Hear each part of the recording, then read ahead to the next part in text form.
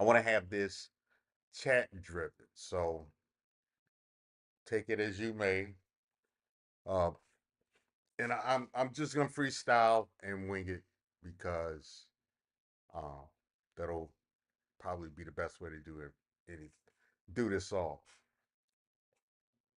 All right. Um, I'll be talking about topics that I want to talk about. I'll be talking about some of the topics you guys want to talk about. I'll be talking about current affairs, um, and mostly making fun of a lot of this stuff because you got to laugh to keep from crying, you know. So why not? Yeah, but that's pretty much what it is. Sipping I got to get some more coffee, man. You know, trying to figure out how long to do this show, the best time frame. I would like to do this show while you guys are driving to work, kind of entertain you while you're driving so you don't get road rage and try to punch somebody's car window, you know. Which oh that's a drop I gotta make. But that broad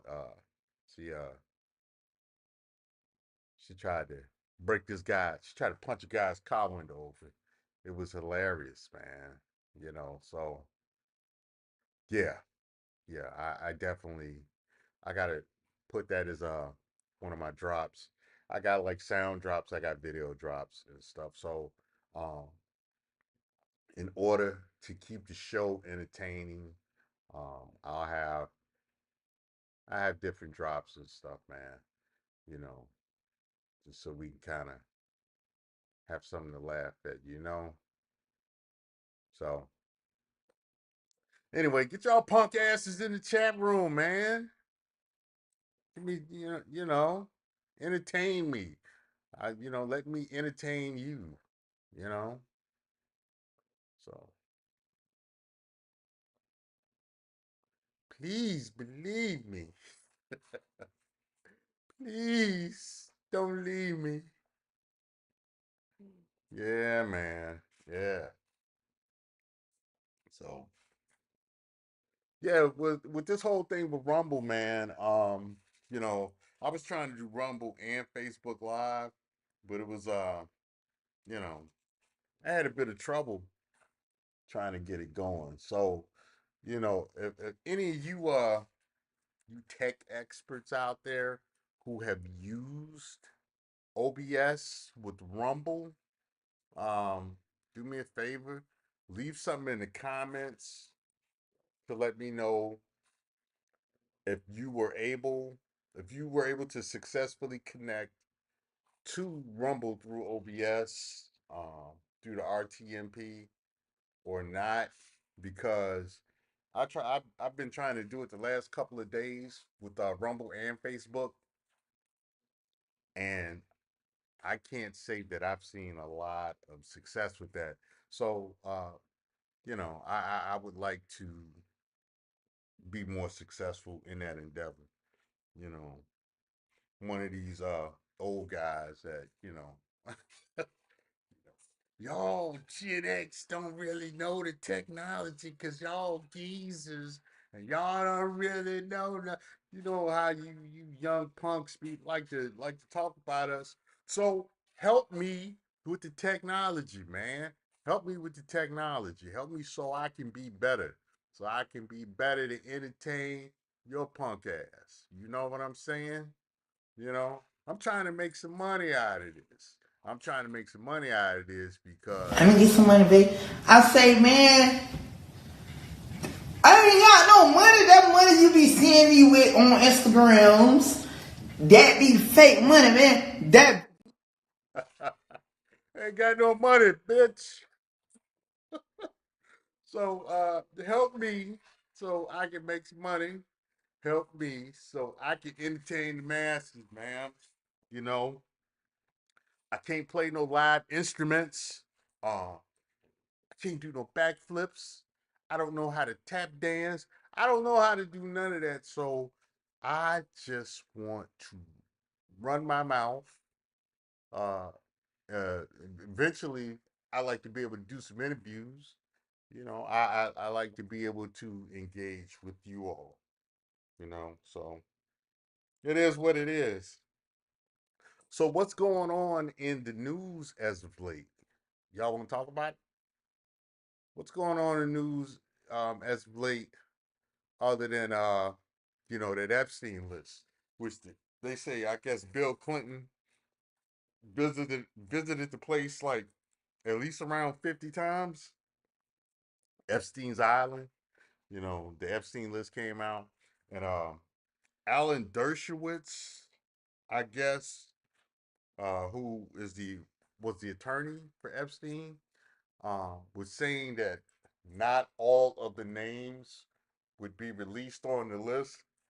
Uh, that some of them will be known as John Doe, but they mentioned Slick Willie. They made sure Slick Willie was talked about with it, you know. Uh, and I feel pretty good about my life and myself, and I do not want to self delete. So, I doubt anybody come after me, but just in case it does, I'm I'm doing great. That's all I got to say. You know, I'm not.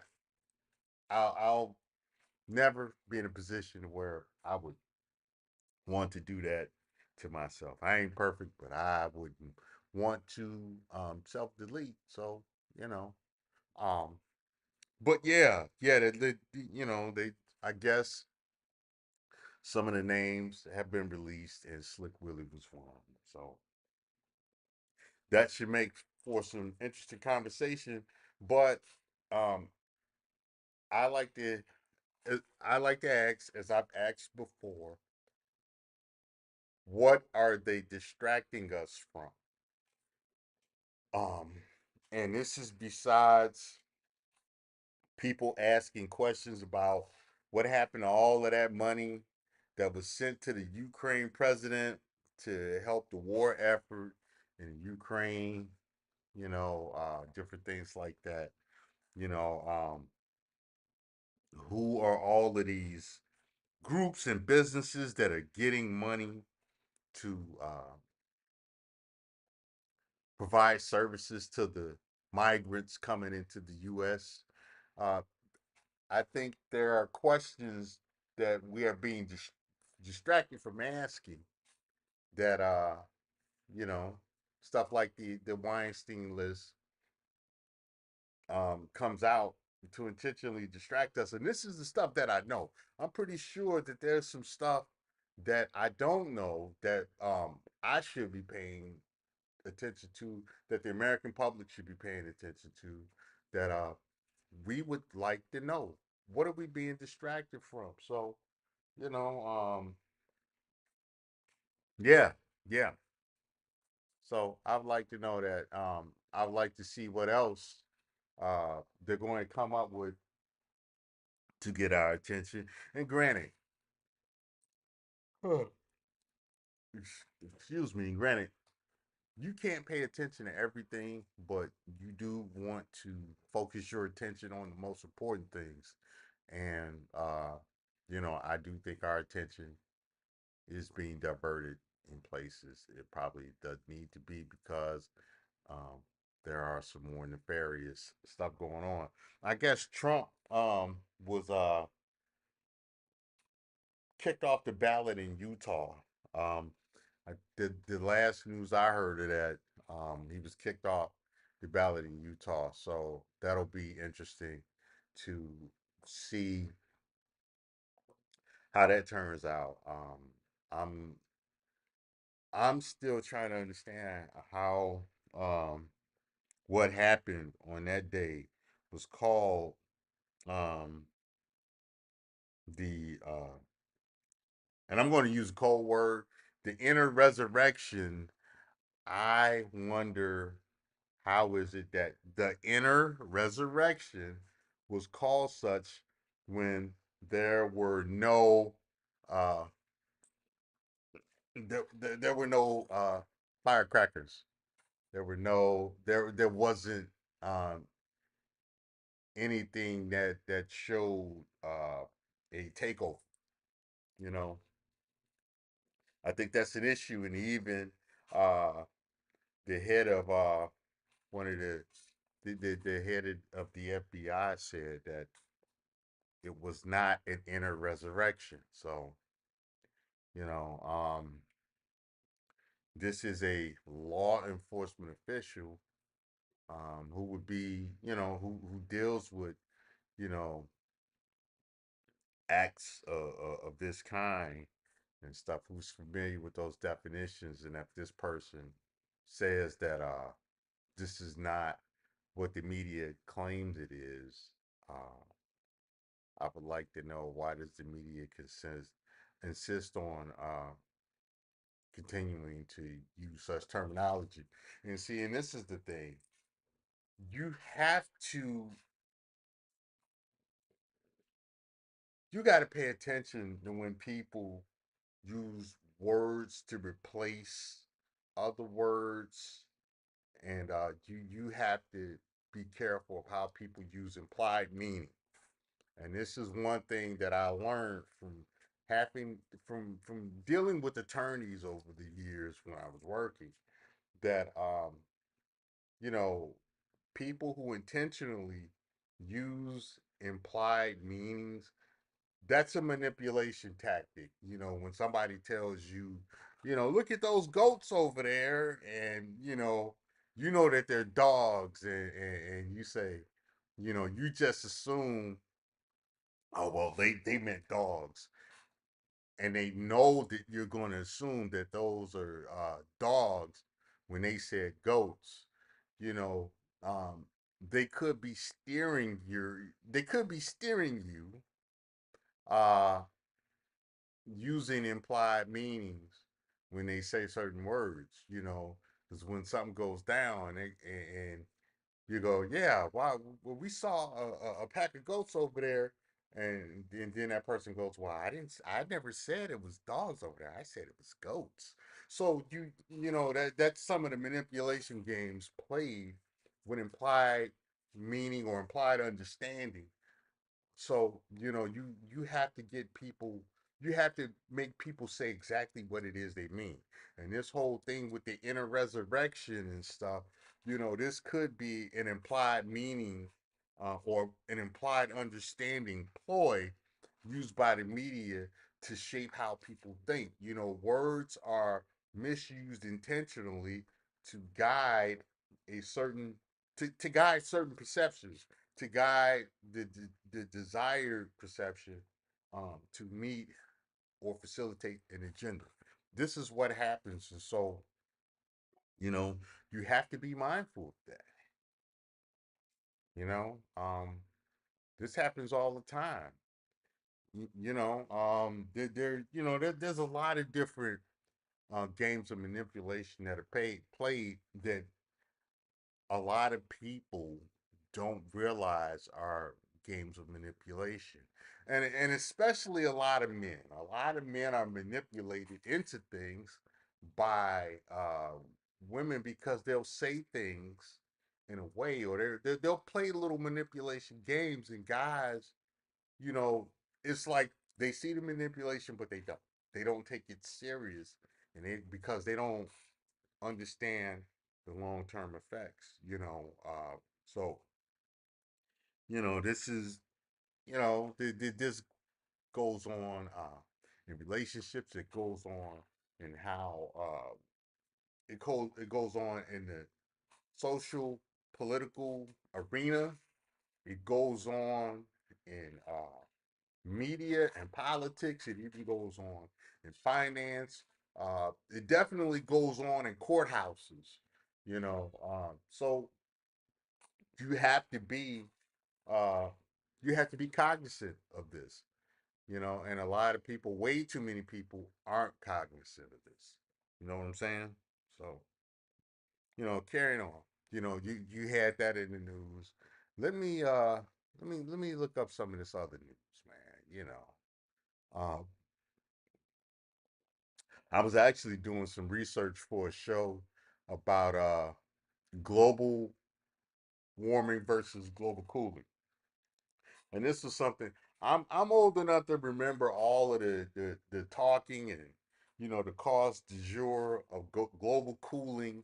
They said that the Earth was getting too cool and stuff, and now all of us, eventually that shifted to global warming, where everything is getting too hot. And I am at the point to where I think it's all BS.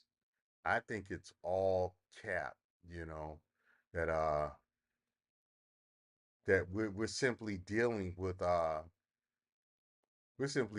cycles of you know of temperature, temperature cycles, that global cooling and global warming is something that we as humans are we don't have enough impact to really push the temperature one way or another, you know.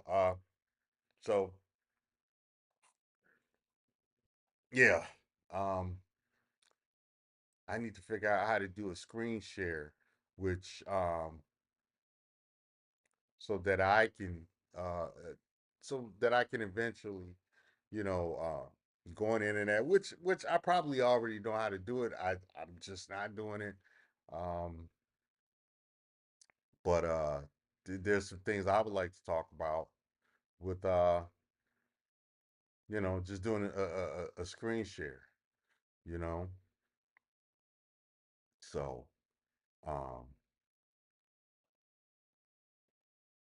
yeah, but global warming. I'll be doing a video on global warming versus global cooling, and some of the stuff that I've observed over the years about the subject, and why I think all the talk on both sides is cap. You know.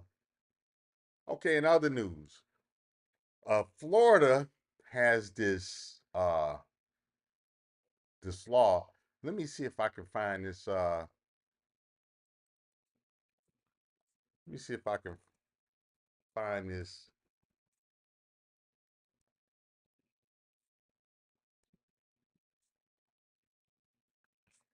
this video about Florida politicians quitting because of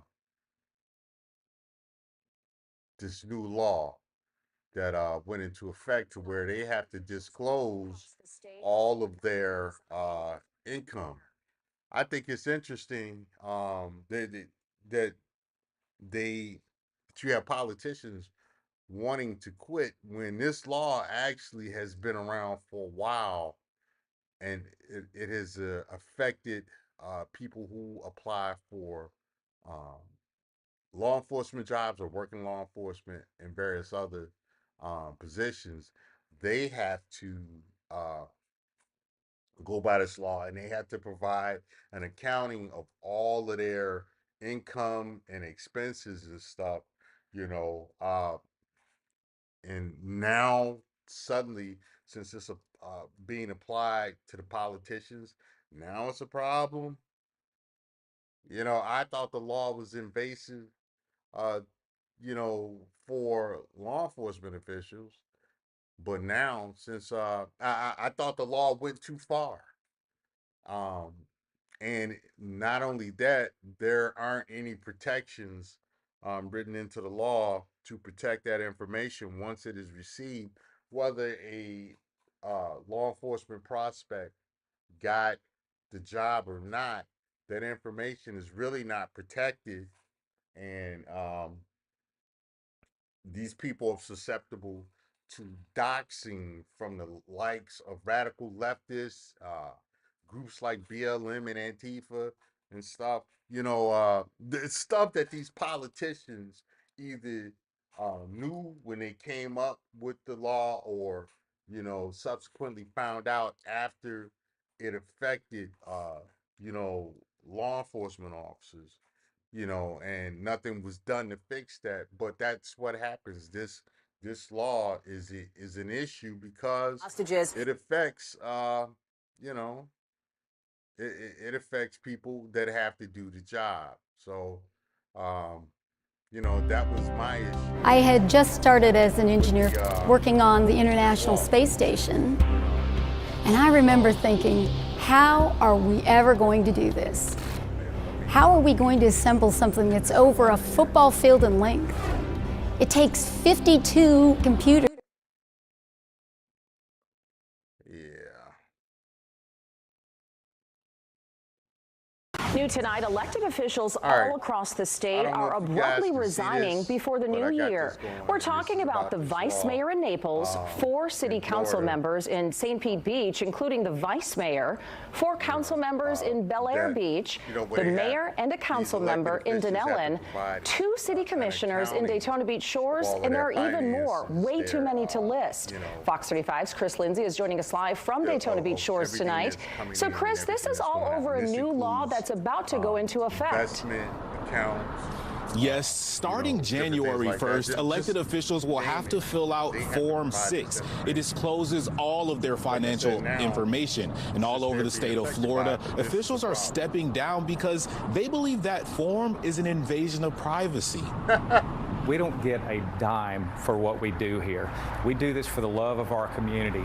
Bel Air Beach Mayor Dave Gaddis says 4 of his 5 council members have resigned ahead of the new year, all because of a new form they will have to fill out starting January 1st. It requires them to share.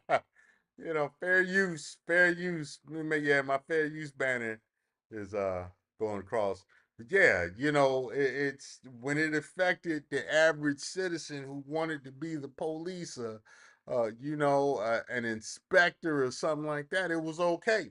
But now that it's affecting these people, now it's an issue, So yeah, man, these motherfuckers are bugging, boy. They're bugging. They're bugging. Yeah. So, you know, let's continue. Let's continue. Let me get this out here. So, yeah. Their net worth and the dollar amount of every asset they own over $1,000. They don't The like that, goal but they, to achieve transparency and identify conflicts of interest. Why did it suddenly have to become so invasive? We were already reporting our financial situation, but now they want it so granular that it almost looks like an attack on home rule and an attack on small municipalities. In Daytona Beach Shores, 2 commissioners have stepped down, leaving just 3 left until the city can fill the empty seats in March. Commissioner Richard Bryan says he was planning to resign for other reasons. As I'm working on an extremely important public health effort. But the news of this new law sped up his decision. I think it will have the effect of significantly reducing the number of qualified people who are willing to run for local office. I mean, your net worth doesn't have anything to do with the conflict of interest. I reached out to Lake Mary State Senator Jason Brodeur, who sponsored the new law, which the governor signed back in May. He issued a statement which partially reads, in a city, you can spend tens of millions of dollars with as little as 3 votes. Taxpayers deserve transparency. If a simple disclosure that hundreds of other elected officials already do makes someone quit, then voters should be glad. And another city councilor who stepped down here in Daytona Beach Shores just walked up a couple of moments ago. He didn't want to be on camera, but he said that it is indeed an invasion of his privacy. He says that today is his last day and his tenure is over at midnight tonight. Reporting live in Daytona Beach Shores, Chris Lindsay, Fox 35 News. If you owe IRS back taxes but can't afford to pay the IRS in full, there's a new program that could help you put IRS worries behind you. What is it? It's called the IRS Fresh Start Program. Hi, I'm Walter Birch, the editor-in-chief of TaxReliefCenter.org. And over the past 10 years... Let's get that out of there. All right, anyway. Yeah, this is, it's funny. It's an issue for the politicians, but it wasn't an issue for people looking for employment. You know, that not that necessarily not that wouldn't necessarily be handling money. You know, because uh, most police officers don't, especially in this day and age, they don't directly deal with money themselves. You do have cases where they deal with the money of the citizens, but because of some things, a lot of things that happened in the past, they don't.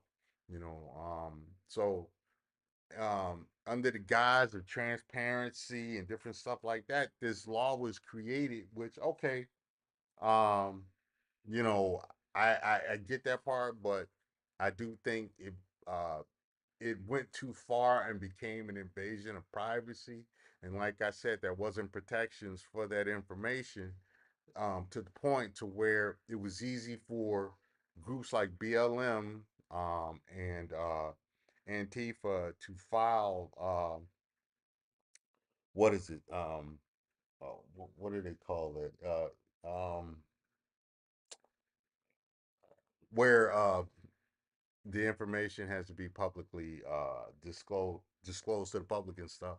You know, they were able to file certain documents and actually dox these police officers and other municipal employees, but you know, not when the law was created, not the politicians. Now that it affects the politicians, now they it's problematic. Now it's problematic.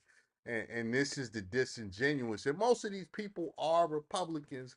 And this is why I say both Republicans and Democrats come up with a lot of dumbass laws because they don't listen to people in the middle, or they listen just enough to try to come up with some BS to stay in office, and they're really not looking at the issues uh, as deep as they should. And it was like this law, the whole law that they came up with, the legislation for prenatal child support. Um, just a lot of stupid stuff. From the right, just like the stupid stuff from the left with the open borders and stuff. It's like, ultimately the taxpayers wind up paying for uh, irresponsible legislation, and you know what? I think I'm going to call this stuff out more. You know, I think, I think that might be something I may focus on is calling out all of this stupid stuff more, because it's time that it gets done, you know. So I don't know. What do you all think? I would like to kind of see what you guys think in the chat, because I think the hypocrisy needs to be addressed. That was one of the big things I liked about President Trump. He addressed a lot of the hypocrisy, that was going on. You know, so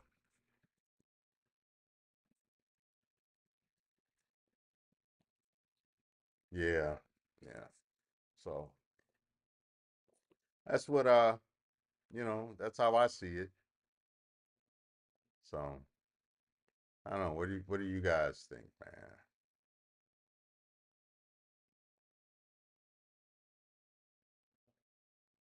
Yeah.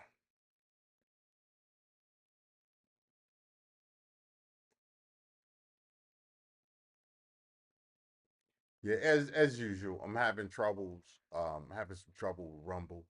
So I can't do what I would like to do with Rumble. Like as I was saying before, I would like to have somebody, if you understand how to, get Rumble to work with OBS, you know, uh, drop me, uh, uh, put it in the chat. I'm gonna I'm gonna release my email too, so that you guys, which my email is actually in the show bio. Uh, send me an email about this because uh, that way, I can correspond with you back and forth. Deacon Dave, what up, baby? What up, Akron Zippy? Good morning, gentlemen. How are you?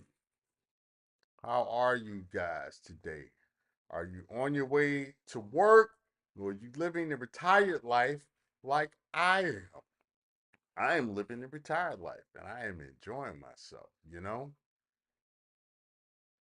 Yeah, so I figured I'd start a uh, internet type show like this, YouTube type show like this, just you know, to keep people who are traveling to work, keeping keeping company, entertain them a little bit, and hopefully, earn some nickels, you know, and see if I can grow this thing, you know.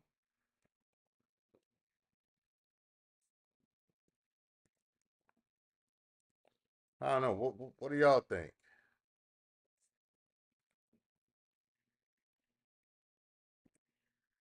Yeah. Make sure y'all hit the like buttons. Yeah. Yeah, man. But yeah, this is I'm trying to build it as I fly it, you know, and see what I can do. Try to grow this space.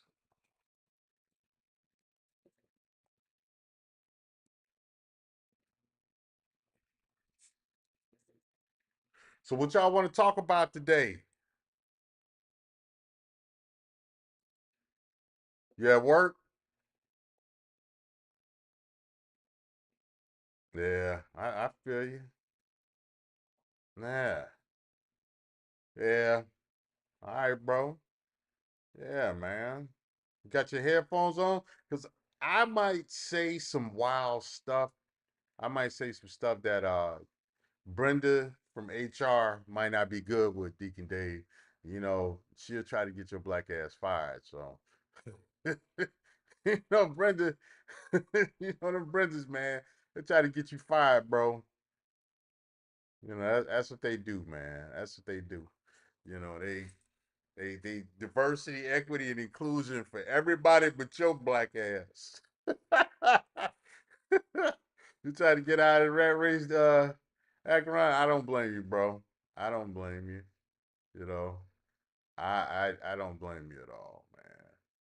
So yeah, I got out of rat race, but I need to get back in because you know, I need to get back. I need to have something to do, make some extra money, and do something I've always wanted to do, and that's entertain the people. You know, you say you work alone. I don't blame you, man. Hey, you ain't got to be dealing with Brenda and her bullshit. Brenda or Emily. Emily. Emily, the supervisor in HR, who she just got out of college and she got that job because of of her dad's connections, and she's a staunch feminist, and she's going to help Brenda defeat the patriarchy. you know, so yeah, man, yeah. You say you work alone. That was that's a lot of times that's good. Depending on the type of work you do, that's good. And although it is fun working with others, all it takes is one clown to ruin the work environment. There's always that one that they come through and everything is a problem. Everything is workplace drama, and they use policy to kind of bully everybody else around. You know, I've worked with a few uh, men and women like that. Uh, that they policy wonks, and everything is an issue, but it's an issue because it they want it to be an issue because that's how they push people around. We talk about physical bullies and stuff like that. I don't think we talk enough about workplace bullies. We talk about sexual harassment and hostile work environments, quid quo pro and hostile work environments. When it comes to sexual harassment, we don't talk about that when it comes to harassment outside of that. We don't talk enough about people who come to work, um, who yeah, I'm going to purposely get on this person's nerve, or you know I'm just going to lean on them, use the policy of go. I'm every little thing that they do, I'm going to make an issue of it with the supervisors, or if they are the supervisor, yeah, I'm going to use this person. I'm going to use this part of the policy to make this person quit. You have a lot of that, man.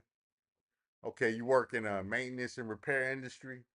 Uh, cool, cool. You know, yeah, Deacon Dave. I mean, that's something we don't talk about enough. There's a lot of things that I'm going to be talking about going forward that aren't addressed uh, by the conventional uh,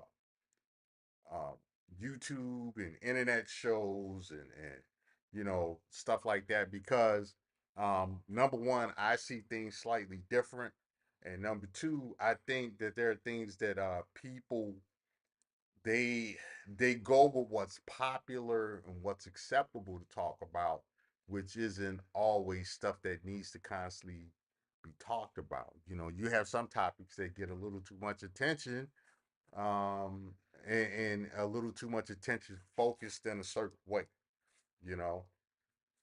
So I'm going to step outside the box and talk about either different things, or talk about the stuff that are popular topics, but in a different manner.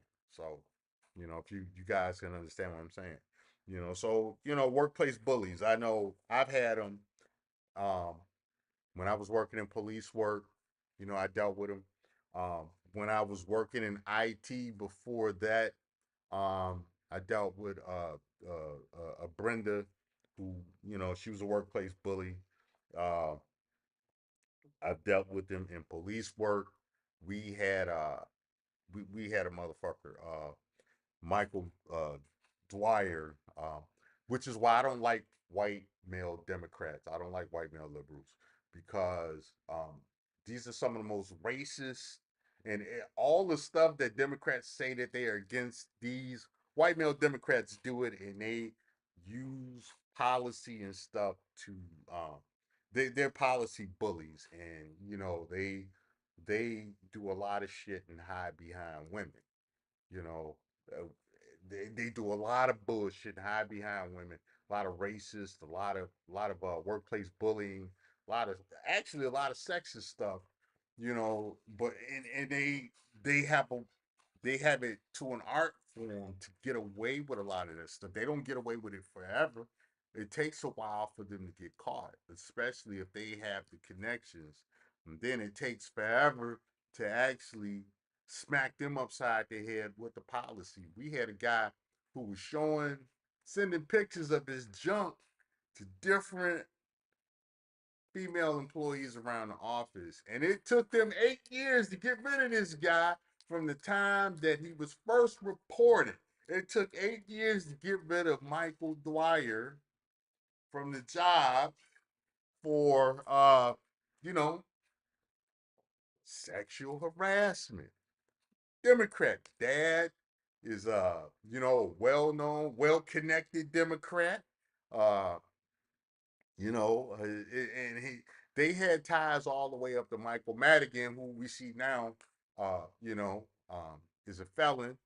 But yeah, I've seen white male Democrats do a lot of dirty, dirty stuff in the workplace, and that's not to say that white male Republicans would do the same. Um, but I've worked with white male Republicans and white male Democrats, and I say by far, white male Democrats have been the most racist and sexist and all of that stuff. And they do it under the guise of benevolency, you know, and this is why I don't like them or trust them. And they do hide behind women, and they get their pet Negroes, and they have their pets that they control. Their little puppets. And that's now again, that's not to say that Republicans wouldn't do the same, uh, but I know I've seen it under white male Democrats, and I've seen it for years. I was hired under in a Republican administration, and I mean they had their own bush, they had their own BS, but it was different. It was different. Like everybody had a badge, whether they uh, needed or deserved to have one or not. They kind of sold the job to a bunch of political donors, which that was their own form of corruption. You know, so I mean, mind you, this is all in the Chicagoland area. This is all in Illinois, which has a lot of corruption all over the place. Um, I'm in Florida now, and uh, it's different. It's different, and Florida has its own BS, but it's different. And that law I was talking about earlier is what they have going on in Florida. So that they come up with a bullshit law, then everybody want to quit the job when it affects them. When the law was problematic for the people that they imposed it on at first. Nobody had anything to say until it was their turn to put to put their hand under the mallet. So yeah. Say dudes, those dudes run wild at work with the women. Yeah, man, I didn't, man. Oh my god.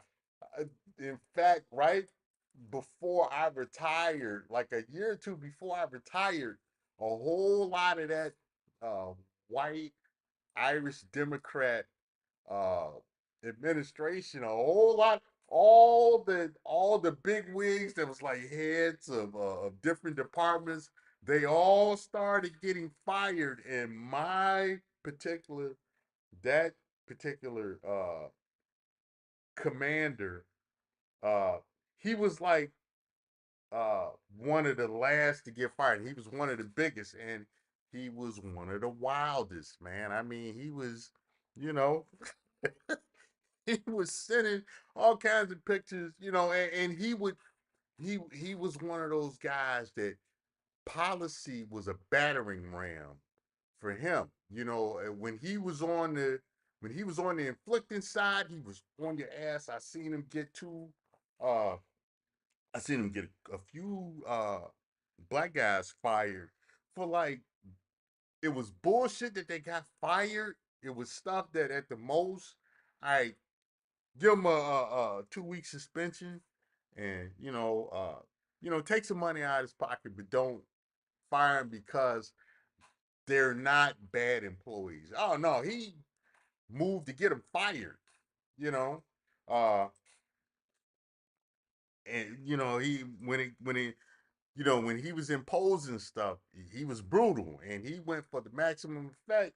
Meanwhile, when he was out there violating, it took these people 8 years to get rid of this. 8 years. That's three promotions in the department I was in. That's three. You can get promoted from police officer one to lieutenant in that time period, in that 8 years. And that's pretty much what he did. Well, this guy, he got promoted from to sergeant and lieutenant like in the same day. He got like a double promotion the same day, and it's all because of who his dad was. It was so screwed up how he moved, and then how he moved up into the commander position, and then how he welded policy against people under him he didn't like. It was it was alarming, and a lot of good old school cops uh, retired as soon as they seen him get promoted and become commander, be named commander. A whole lot of old school cops retired. They was like, man, I'm getting the fuck up out of here because this dude is a hot mess. You know, it somehow always takes a long time for them. That's if they have power. If they're in the club and they know the right people, it does take a long time to get rid of them. But your black ass, you know what? You're right, Akron. You right because your black ass get in trouble, man. They're gonna be on your ass if especially if it's not entertainment or something like that. They're gonna be on you. They gonna get rid of you, and they gonna make a name for themselves while they get rid of you. you know. So yeah, man, a whole lot of old school good cops, good leadership left because they did this guy and his little crew that he brought in with him. These people already knew what they were on, and so actually my mentor when I came into the police department, he retired. He pulled the plug right away. My academy instructor, he pulled the plug. He pulled the plug because they told him you either retire or we're gonna get you fired. They outright told him this, and that's what happened. They didn't like people who were in the military, so while I was there under you know, their dynasty, I couldn't get promoted.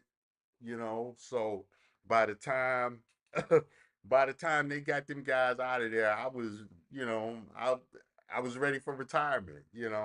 I was like, man, I'm not sticking around here because I don't want to die on the job. I don't want this job to stress me to death. So, and I had the opportunity to retire. So I retired.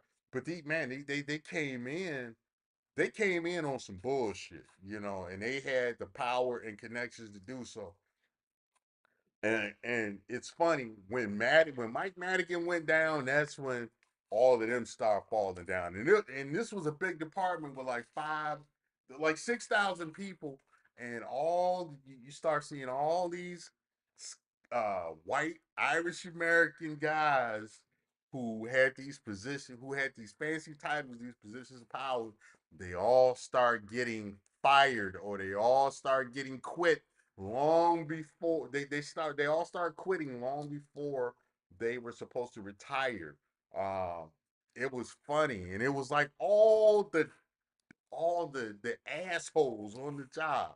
They all start leaving, man, and trying to get jobs in other places. So that's what happened with them, man. But this all goes back to workplace bullies, and it wasn't just guys; it was females too. We had this one female. She'd never been to police. She worked in the courts. She got connected with somebody. Lord knows how she got that, but all of a sudden they made this chick a chief of police, and she was walking around, walking around, you know, uh, with her chest poked out and everything, and she was majoring in the minors because she didn't know anything about police work, and she would be bothering people about like the stupidest stuff, that had nothing to do with how they were doing their jobs as police officers.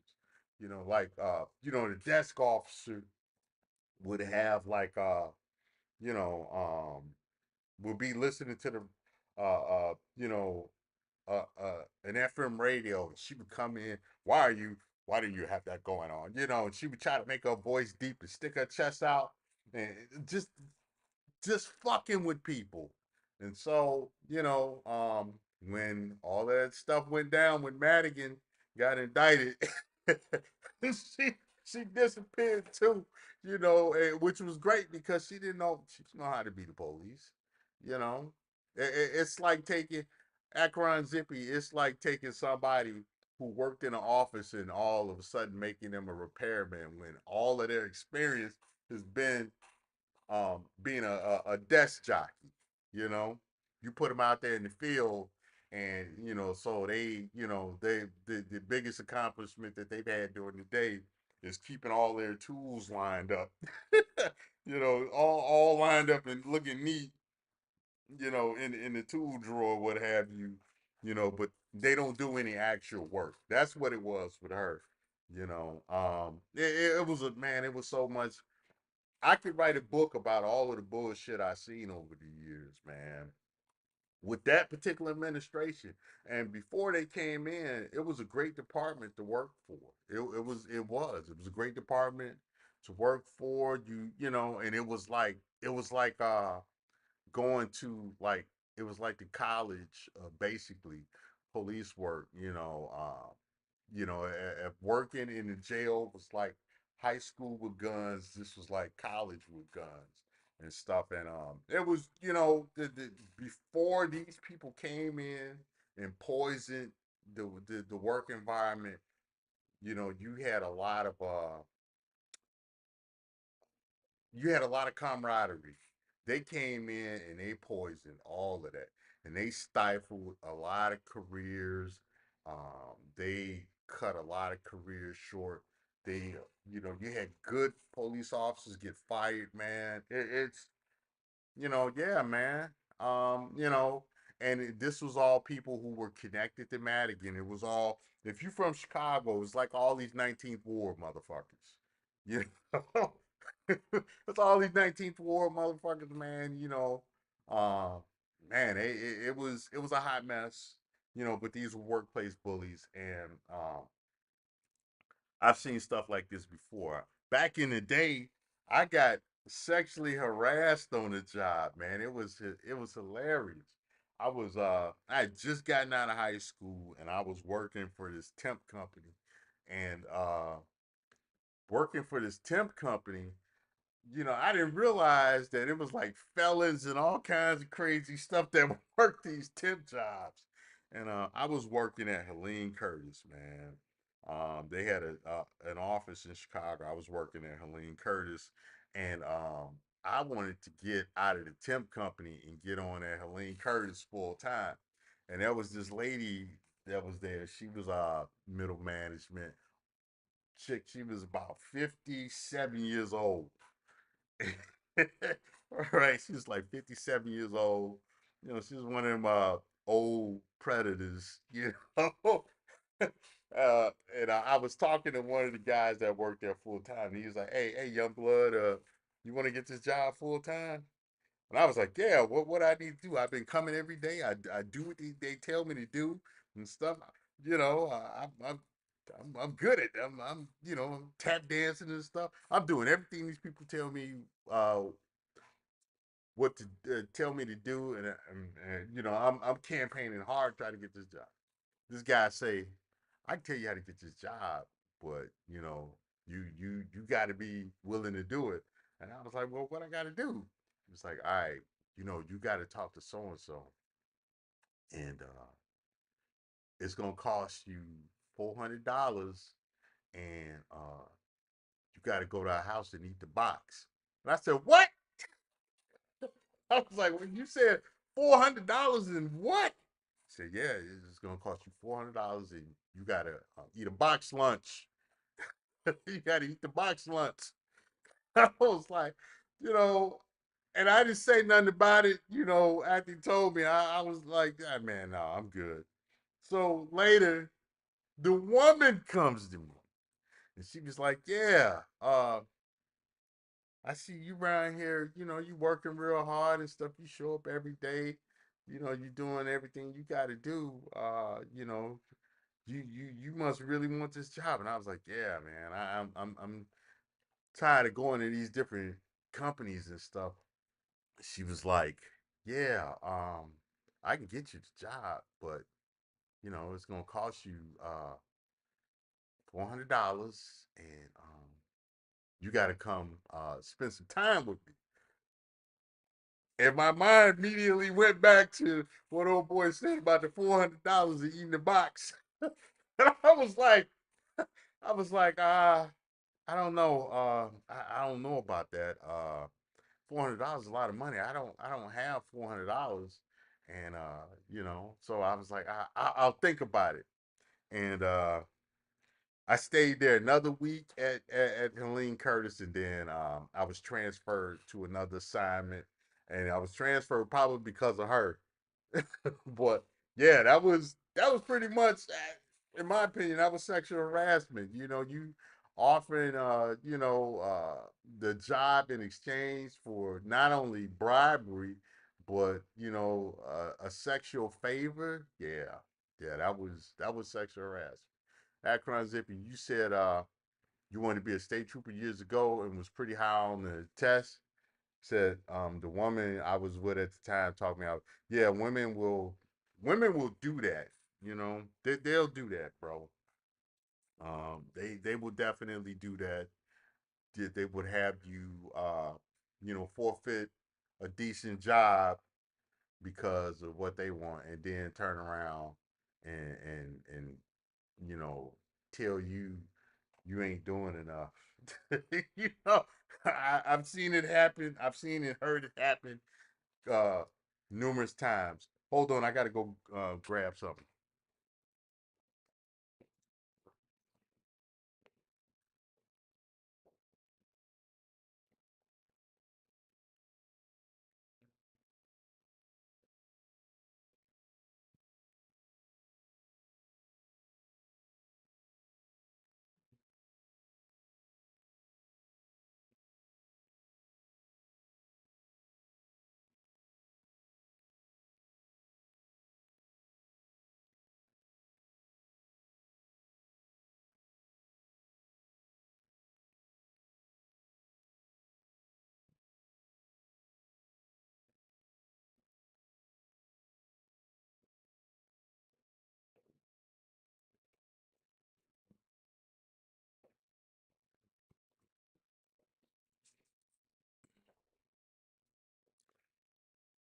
Yeah, I'm back.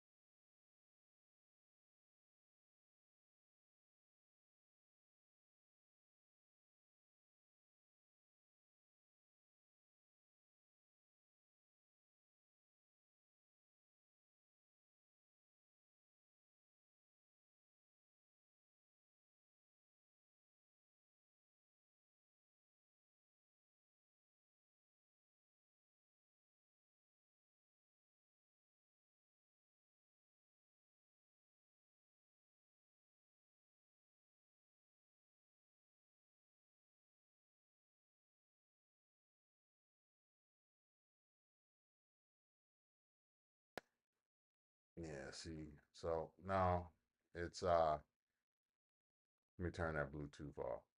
What about now? Can you guys hear me now? If you can hear me, put a one in the chat. So so nothing, no sound. Let me good now? Okay. All right. So yeah, Deacon Dave, yeah, I was sexually harassed by an older black woman back when I was 19.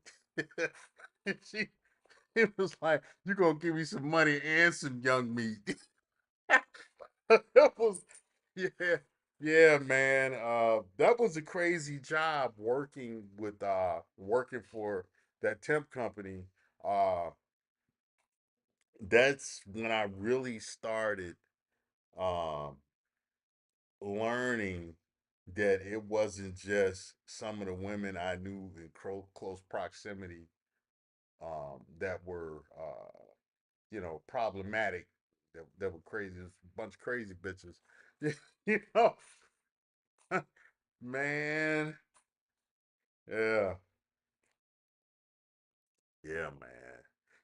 Yeah, yeah. I was offended, man. I was like, I didn't even know how to address that. I just knew it was wrong. I was like, wait a minute.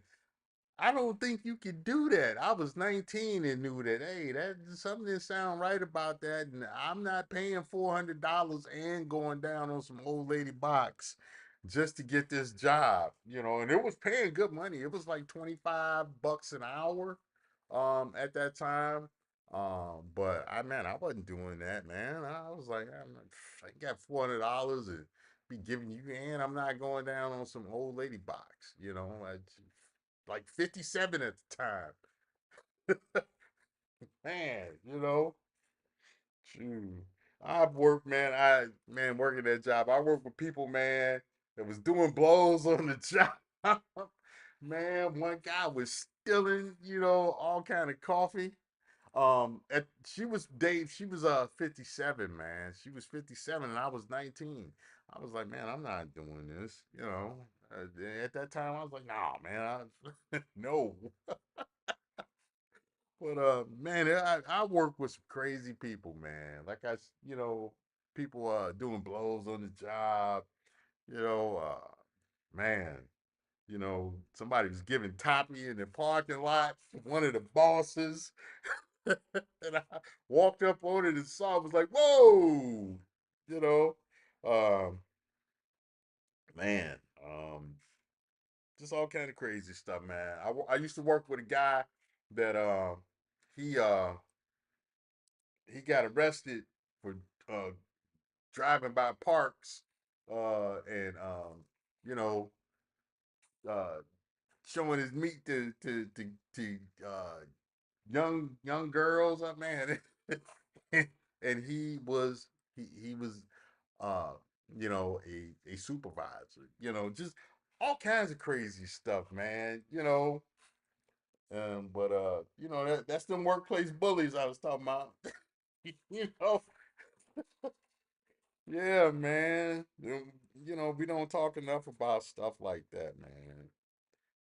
We definitely don't. We talk about uh we man. I'm just gonna leave it at that. We don't talk enough about that kind of stuff, man. You know. Um and it's funny. I think we need to talk about that more. Um, you know, stuff like that. We need to talk about more about uh you know, in my time I've seen a lot of weird violence, a lot of weird fights. Like man,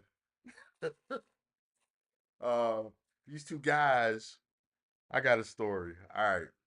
Um one time me and my team, you know, we're on patrol, trying to find some work to do, and we see these two guys and a girl.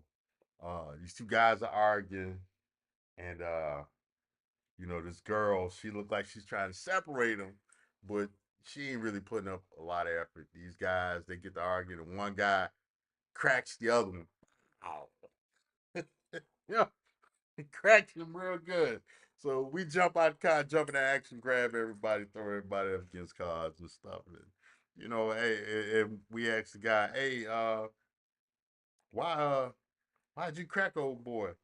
I cracked him because I need to bring him back to his senses about this bitch. And just don't, he goes into the story, I guess. The other guy was going with the girl, but the girl winded up getting with the guy that cracked the other guy. And the guy wanted to fight him about the girl, and so he cracked the guy. He cracked the guy in the mouth, and the other guy was like, "Yeah, he brought me back to my senses about her." she she was this, she was the star of two friends fighting. Oh, it was crazy, man. I've seen so much stuff like that, man. You had that crazy situation. One time I got into a foot chase with a chick that was built like uh Serena Williams, black chick. Uh she was uh she was out working. And when I say working, she was on the blade. For those of you all who know what that is, she was on the blade. So I seen her pull up on I seen a customer pull up on her. I seen her get in the car. So, me and my team, we roll up on the car, we grab everybody, and we get them out the car, we start running IDs and stuff, man. And the girl said she didn't have an ID. The guy, the driver, he had an ID. All his stuff came back good. The girl was saying she didn't have an ID. And when they do stuff like this, we know they're hiding something. you know, we know they're hiding something. She gave a name that was a fake name. So, all right, we know what the play is. So as my partner is running, her fake information. I'm not paying attention to her feet and her body positioning. And my buddy's like, hey, you need to grab her by the arm. You need to grab her by the arm. Well, I don't particularly like grabbing women because I didn't like grabbing women when I was working because it was all, you always ran the risk of them saying, well, he tried to touch my tedious, some crazy stuff like that. So my thing is if I'm not going to arrest you for sure, I don't like grabbing women to hold them, kind of keep control of them and hold them in place. It's just I've seen the nonsense that came with dealing with him before. So he's saying that, and I'm like, I'm apprehensive. All of a sudden, the chick make a sudden move, and she take off. She's gone, right? She's running, and this chick is fast. So I mean, she's faster than normal. Like the average woman is not very fast. This chick, you can tell she was an athlete because of how she was built, and then she had that cheap the cheap clothing on. What is that clothing place that the girls used to go to back in the day, where they would get like all of the cheap little uh leggings and stuff like that. They still have them, like fashion, not fashion over, but something like that. um well, she's got that stuff on. I got like this heavy ass vest. I had a tactical belt on, all this big heavy, pistol, all of this stuff. I got all this heavy stuff on. So I'm trying to chase this girl, and she basically running in clothes that's next to naked.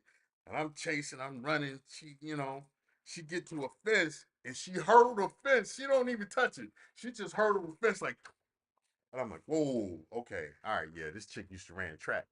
She get on the other side of the yard, she's running, she hops another fence. Again, she don't touch nothing. she get in that second yard, she's running and she falls in a hole and she rolls head over heels. And I'm like, I got you now. I got you now, bitch. So, I'm hopping the fences and stuff. And I'm thinking I'm gonna catch her, after she fell down. I hop that second fence and I get on the other side and I step and I fall in a hole too. I flip and roll and I just sit up. I'm like, damn. And meanwhile, she already up and over another fence again. She hurdled the fence and didn't touch it. Eventually, we found her hiding, behind some garbage cans, and she had like 2 warrants for shoplifting and retail theft and stuff like that. But man, that chick, that chase was horrible, man. That old girl smoked me, man. She was gone. Oh. And this is right before uh, they really started implementing body cams and stuff. I wish I'd have had that I wish they would have had body cam video of that, man, because it was a hot mess. I'm telling you, man. So yeah, you know, a lot of that stuff was wild back in the day, man. I had a lot of good times at work, doing the job, and but then I had just dealing with the administration and the BS with the administration. That made the job hard. It wasn't even really dealing with the people. It wasn't dealing with the people that I worked side by side with, for the most part, and it wasn't dealing with the public. You know, um, it was dealing with the administration and how they would manipulate policy basically to be bullies. And to do a lot of nefarious stuff to, uh, you know, myself and others. Man, it was like, and like I said, it took like 8 years uh to it was over 8 years to get rid of these people, and the only reason they got rid of them because Mike Madigan got indicted, you know. So yeah, man, yeah, but yeah, man, I had some crazy events, man. I uh got into a fight with some T types. Yeah, man. Try to, had to come to the rescue of a, fellow employee who was, some T types tried to rob him undercover. you know, man. You know, this was in the back page days, man. Craigslist and back page, that stuff was crazy, man. Um, got got jumped on by a micro, and when I say micro, because you can't say uh, you, you gotta say little people, but this person was extra little. Got jumped on by a micro, in the line of duty. Oh man, you know, crazy. And the micro didn't have on any clothes. Micro was naked. Micro was naked. So, that was I was taking her boyfriend to jail, and she was gonna defend her boyfriend, man. That was I got this micro jumping on my back. Oh man, it was horrible. Man, uh and I tell you who was the easiest people to deal with. Uh Prior fellas. Easiest people to deal with. They already know what time it was. Them guys weren't really tripping. They understood that, hey, it is what it is, and we'll fight it out in court, you know. And they were the easiest people to deal with. The hardest people to deal with was women and guys who had never really been to jail, or they, their charges were disorderly conduct and like domestics because they was yelling at their mama or something. Them was like the worst people to deal with, man. So yeah, yeah, man. But yeah, the job was crazy, and the great thing about these body cams, um, which they don't talk about enough, is that now um the public gets to see how the rest of the public acts. Freedom of information. When I was talking earlier about the things that the radical leftists would file to get information to docs, police officers and stuff, the Freedom of Information Act papers, the it's not COAs, but you know, it's the paperwork dealing with the Freedom of Information Act. They've weaponized it to dox people and to harass, you know, frontline police officers and different stuff like that. Now, the politicians have opened up themselves to it. Now they want to quit the job. Now, they see why, it's hard to hire people to get into police work, especially when you come up with goofy ass legislation like that, you're not helping your cause. So, but yeah, um, getting back to what I was talking about with the body cams, you know, um, what what they're seeing now, thanks to the Freedom of Information Act, is that the vast majority of people that come into contact with police officers, uh, it's people that be on bullshit. They be on all kinds of bullshit, and those cameras.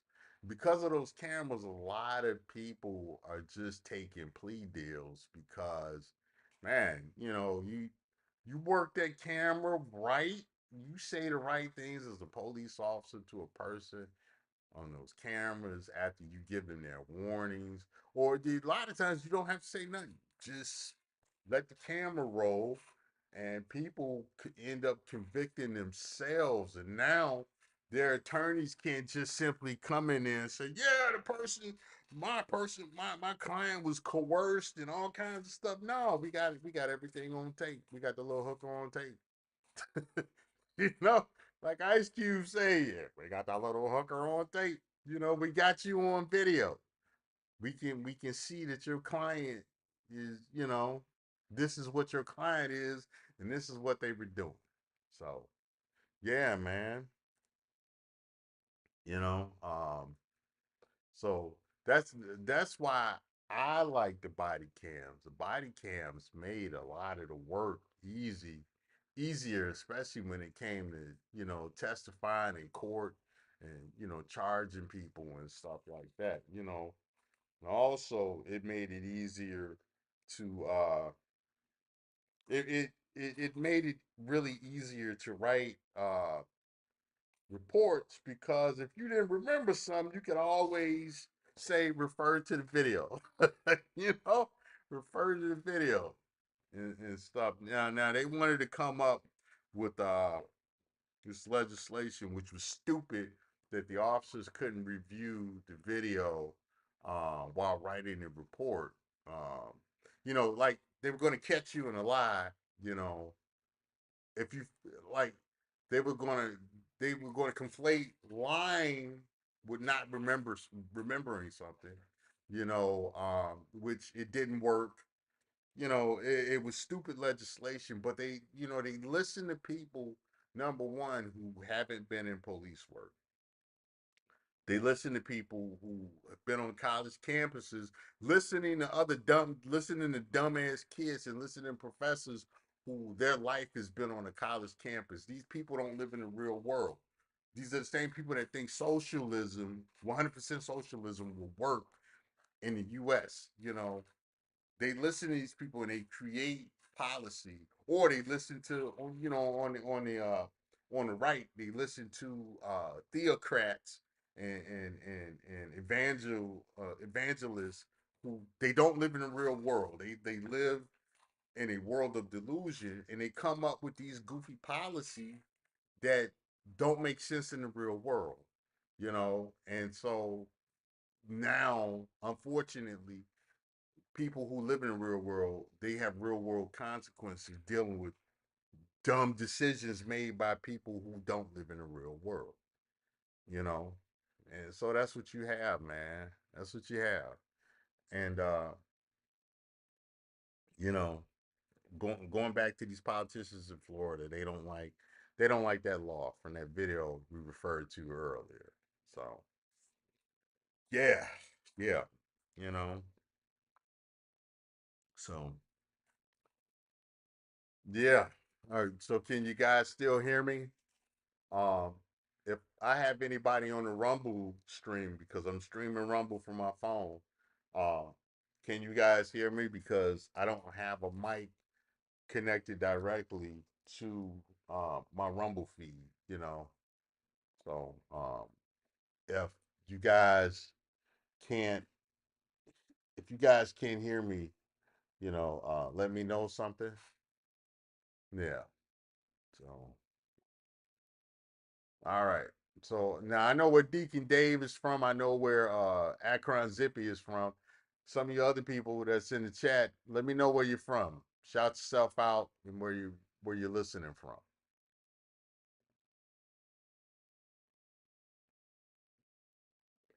You got some questions to ask me about current events, about my experiences in the military or law enforcement? Let me know. Put it in the chat. You know, I'll talk about it. You know, you really if you want priority for me to talk about something, you know, drop a little change with that. Drop a you know, drop a 5 spot or something, and I'll definitely put some priority on what we talk about. So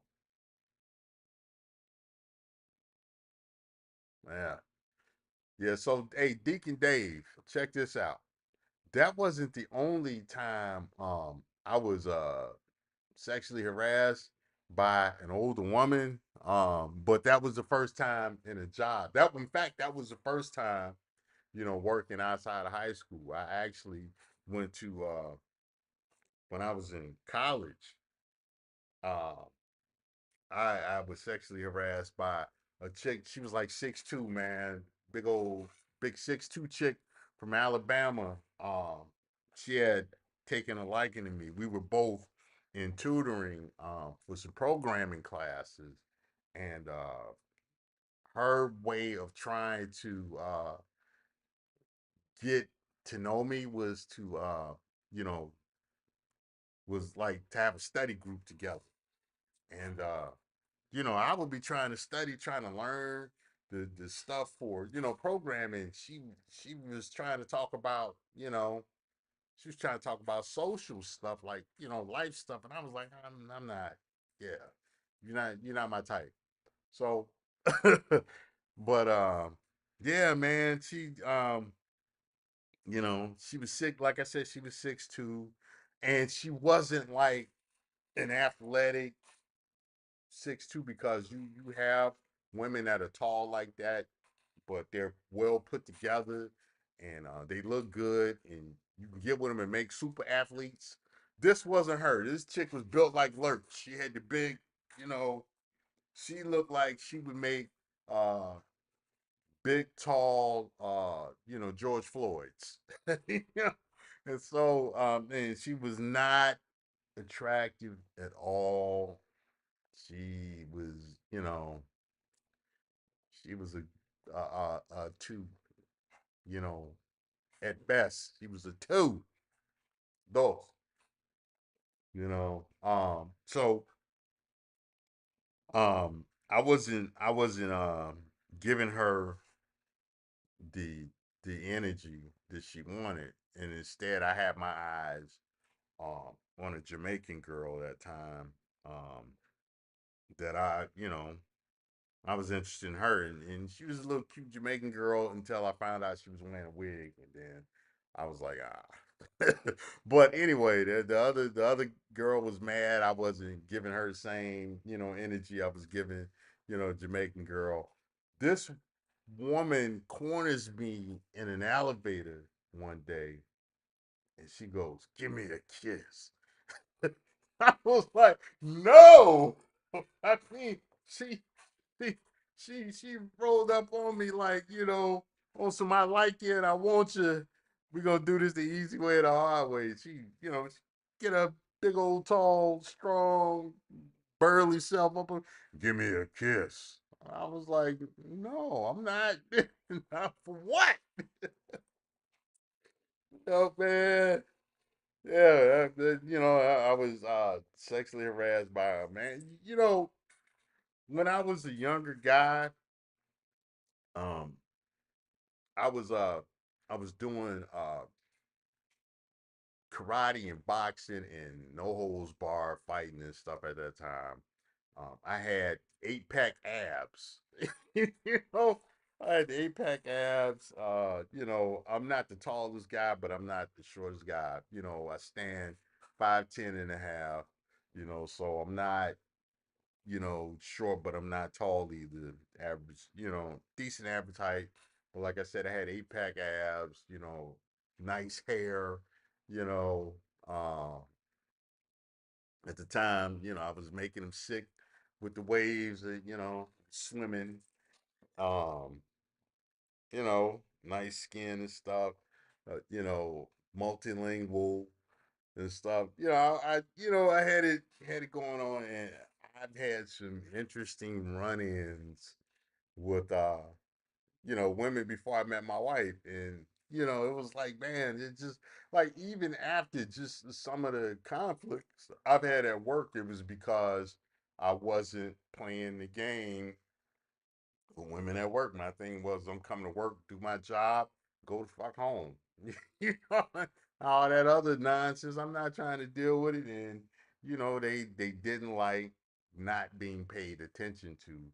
And then I'm the type of guy you're not gonna hide behind administration and policy and talk all upside my head. I'm a man before I'm an employee. You're not finna talk to me like I'm a little boy. you know you got women that they get to smelling themselves because they got a little position at the job, and they'll say some crazy stuff to you, and I come right back at them with that energy. Who you talking to? Who are you talking to? I don't say anything to you like that. Mind your business. Get out of my face. I was good for that. You stay away from me. And they go run and tell the so and so. Jay said, he told me to shut up and leave him alone. And a lot of these places are ran by simps. you know, a lot of simping. Some of it's necessary. I get it, because anytime you're dealing with female employees, it's a lot harder to deal with them, your male employees. And a lot of times, a lot of them guys just be simps anyway. So, it's a lot of bullshit, man. I've dealt with a lot of bullshit on the job. And that being said, I've worked with great female employees, man. Like one of the partners I had, she was she was an awesome partner, man. She was a go-getter. She would be chasing people, and she'd get out there and work the job. She would work the job. She was a great partner, man. You know, and then I worked with um, I worked with females on the job, both in the military and police work, where it's obvious they need medication and counseling.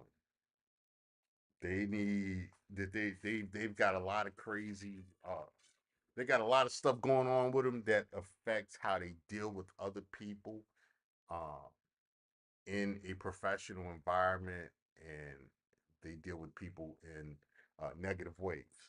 Um, I've seen a lot of that. But like I said, I've worked with great females too. I've worked when I left combat arms. Um, I worked for a female commander who she was sharp. She didn't understand what we did, what I did, because even though I left the combat arms unit, I still had a combat arms job, and I was in a section that dealt with combat arms troops, and she didn't understand what it was exactly that we did, but she knew how to stay out of the way and let us do what we had to do, and she was actually a great leader as far as leadership stuff.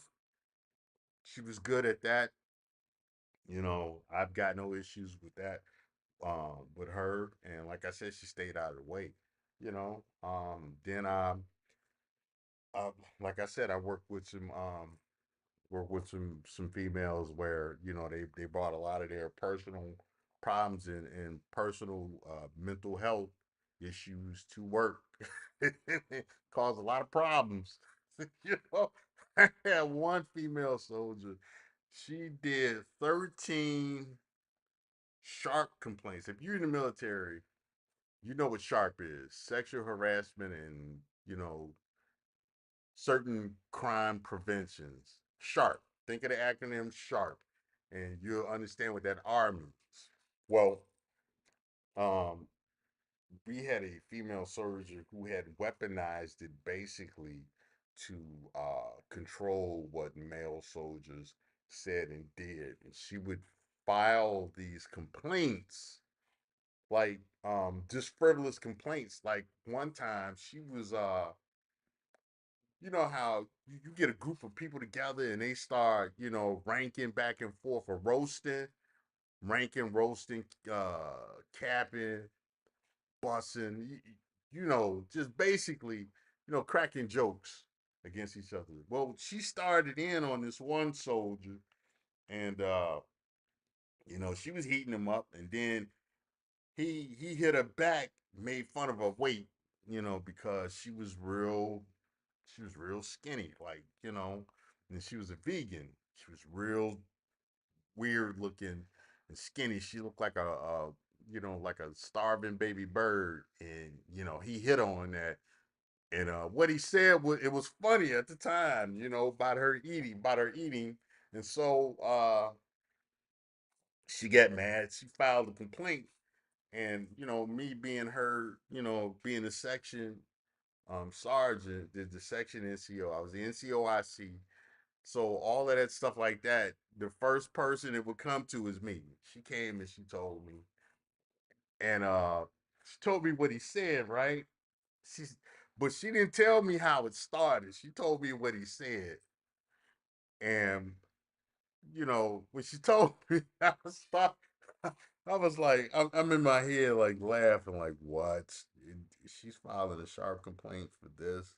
And the problem with it is that once they file a complaint, that's is automatically it's got to go up, you know. And so I sent it up, and they, told the first sergeant and the commander about it, and they, you know, because it was BS, they more or less ignored it and stuff. But this continued on for like a year and a half. One day she got me with a complaint that her complaint against me was that I didn't forward her complaints, that I did nothing. And so I got the first sergeant and the company commander, they pulled me in the office and said, "Hey, Sarge, so and so said she uh she made a complaint about such and such, and she told you, and you didn't do nothing about it." And I said, "What?" 'Cause that's my thing. What? So yeah, she said such and such, blah blah blah. You didn't do anything about it. You were supposed to, you know. I said I did do something about it. I told you to. Remember? And I recited everything from that particular day that I told them, because that was, it was an unforgettable day. I said I told you guys A, B, C, and D, and you you did such and such, and you did such and such, and y'all looked at me in response, and this is what you said, and they looked at each other and was like, oh yeah, he did tell us, But this soldier, she caused a lot of problems, man. Just weaponizing policy, and this is that's what you have with a lot of with um females in the workplace, man. And it's hard to get them fired. Now they can get you fired. They can get guys fired, but it's hard to get them fired for the nonsense that they do. It's really hard, man. And they have access to a lot of information that they shouldn't have access to. That most employees shouldn't have access to. A lot of them find ways to do that. And, they workplace terrorists basically. There's a lot of workplace terrorism going on and stuff. And I don't think that's discussed enough, man. I don't think it's discussed enough that a lot of the thefts of different supplies and services and monies and stuff, women steal a lot. They steal a lot of stuff. I always tell you guys, women steal. That's what they do. Eve stole from God. Reading the Bible, Eve stole from God. Women steal. So, they um through the years, you know, um, I've seen women get in trouble, constantly for stealing, stealing and stuff like that, so and it's not to say that men don't steal, but women steal more, men do other goofy shit, um, but they're more likely to get fired, so yeah, man, yeah, so. If you're just coming in, do me a favor, hit the like button. If you're not already subscribed, hit the subscribe button. And we're gonna keep this thing rolling right along. If you have any topics you would like me to address, put them in the chat. If you have anything that you would like me, and I'll get around to it. If you have anything you want me to address right away, put it in the chat and drop something in the cash app. So, you know, y'all help me keep this thing going and understand this is my life Let me right get some here. money, babe. I say, man, I ain't got no money. That money you be seeing me with on Instagrams, that be fake money, man. That be prop money. This is Yeah, I ain't got no money. All I got is prop money. Yeah, yeah, man. So yeah. So what are you guys' New Year's resolutions? What are your resolutions? My resolution is to get my channel to 1,000 subscribers within the next 3 months. I would like to get 1,000 subscribers. That's a resolution I think is reasonable and that could possibly happen. And to basically, another resolution is to make this channel better. You know, I would actually like to. Hey, Akron Zippy, I appreciate you.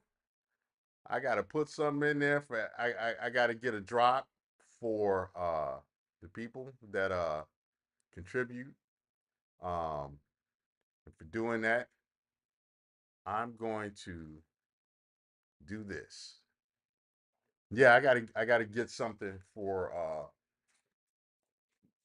I gotta get something to say thank you to the people that drop something in the pot for me to make this thing happy. I appreciate that. Appreciate that very much. But yeah, uh, you know, I want to make this show entertaining. I want to figure out a way to incorporate, um, you know, more music to make this more like a radio show. I know there are different things that you have to be mindful of, you know, like licensing and stuff. And I actually signed up for a service that does licensing, but I would like to do more stuff like as a like a almost like a YouTube DJ, to where I can play, different songs and stuff, or have some music going in the background and not have to worry about constantly licensing everything. I guess maybe that's done like on a rotation where you have certain songs that you have licensing for that you can play on a rotation. I'm not there yet because I ain't got no money, man. Ain't got no money. I'm on my Kodak Black, man. And this is pretty much my life right Somebody now. Needs to pay for all my children. Somebody. So, that's what it is for me, man. You know. Yeah. And so, yeah, like I said, I would like to put this. I would like to actually uh take this show to Instagram, uh, Facebook Live, Rumble, some of the other platforms, um, as well, and just be able to, you know, while out with you guys, have a good time, talk about all kinds of stuff. Um, Anyway, hey, so what y'all think about, Umar been going on this crazy tear lately. He been talking about, he was talking about Vanessa Bryant was, he's doing the Umar thing, but he's like campaigning a little harder, Like we're gonna forget that that T type Giselle, whatever that was, you know, him and Cynthia G had Umar all gaffled up. An off the wall question: what was the best cruiser to drive in your opinion? I'm in the cars. Um, the I would say them old school those Impalas, like from the early, from like the late '90s to the early 2000s.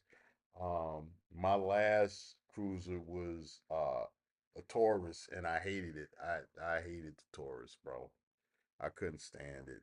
Um, but those Impalas were the best in my opinion because they had enough space and stuff, and you know, they were fast. That to me, I think they handled very well for rear wheel drive vehicles. I think they handled well. So yeah, yeah. Them. My last unit was a Taurus, man, and I hated that car, man. Especially when it snowed outside. Forget it. If it was snowing and slick, forget it. Yeah, man. I didn't like them at all. So yeah, yeah, man. So yeah, let me sip some of this coffee. Yeah, that ain't an off the wall question, Akron Zippy. That, I've seen worse. I've been in these YouTube streets for a while, especially in the chats and the comment sections. I've seen far worse, bro. Man, you got some wild boys out there. You got some wild people, man. It's man. Yeah. Hey, I saw these videos the other day.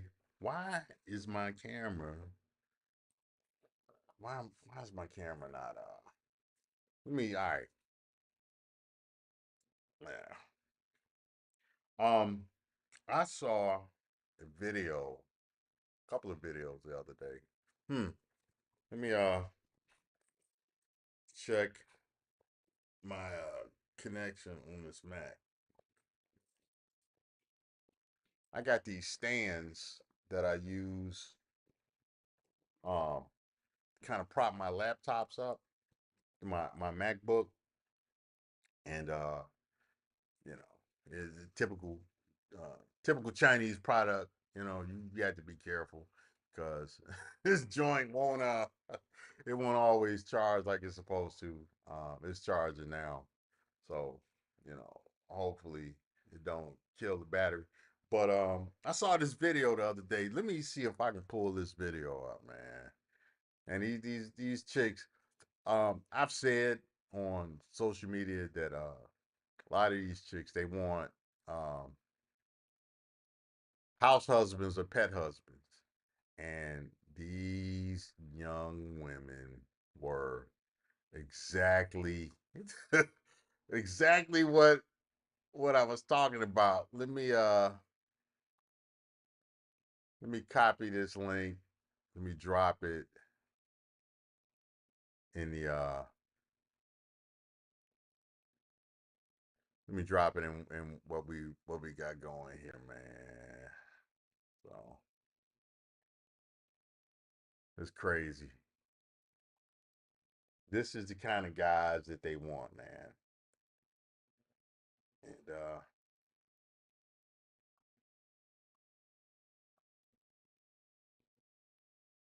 this is what they want. They want basically um, they want house husbands or pet husbands. You know, Terra is the IT painkiller. Remote monitoring and management, remote access, help desk and ticketing, smart automation. I don't know. That's Des word. What makes somebody mate?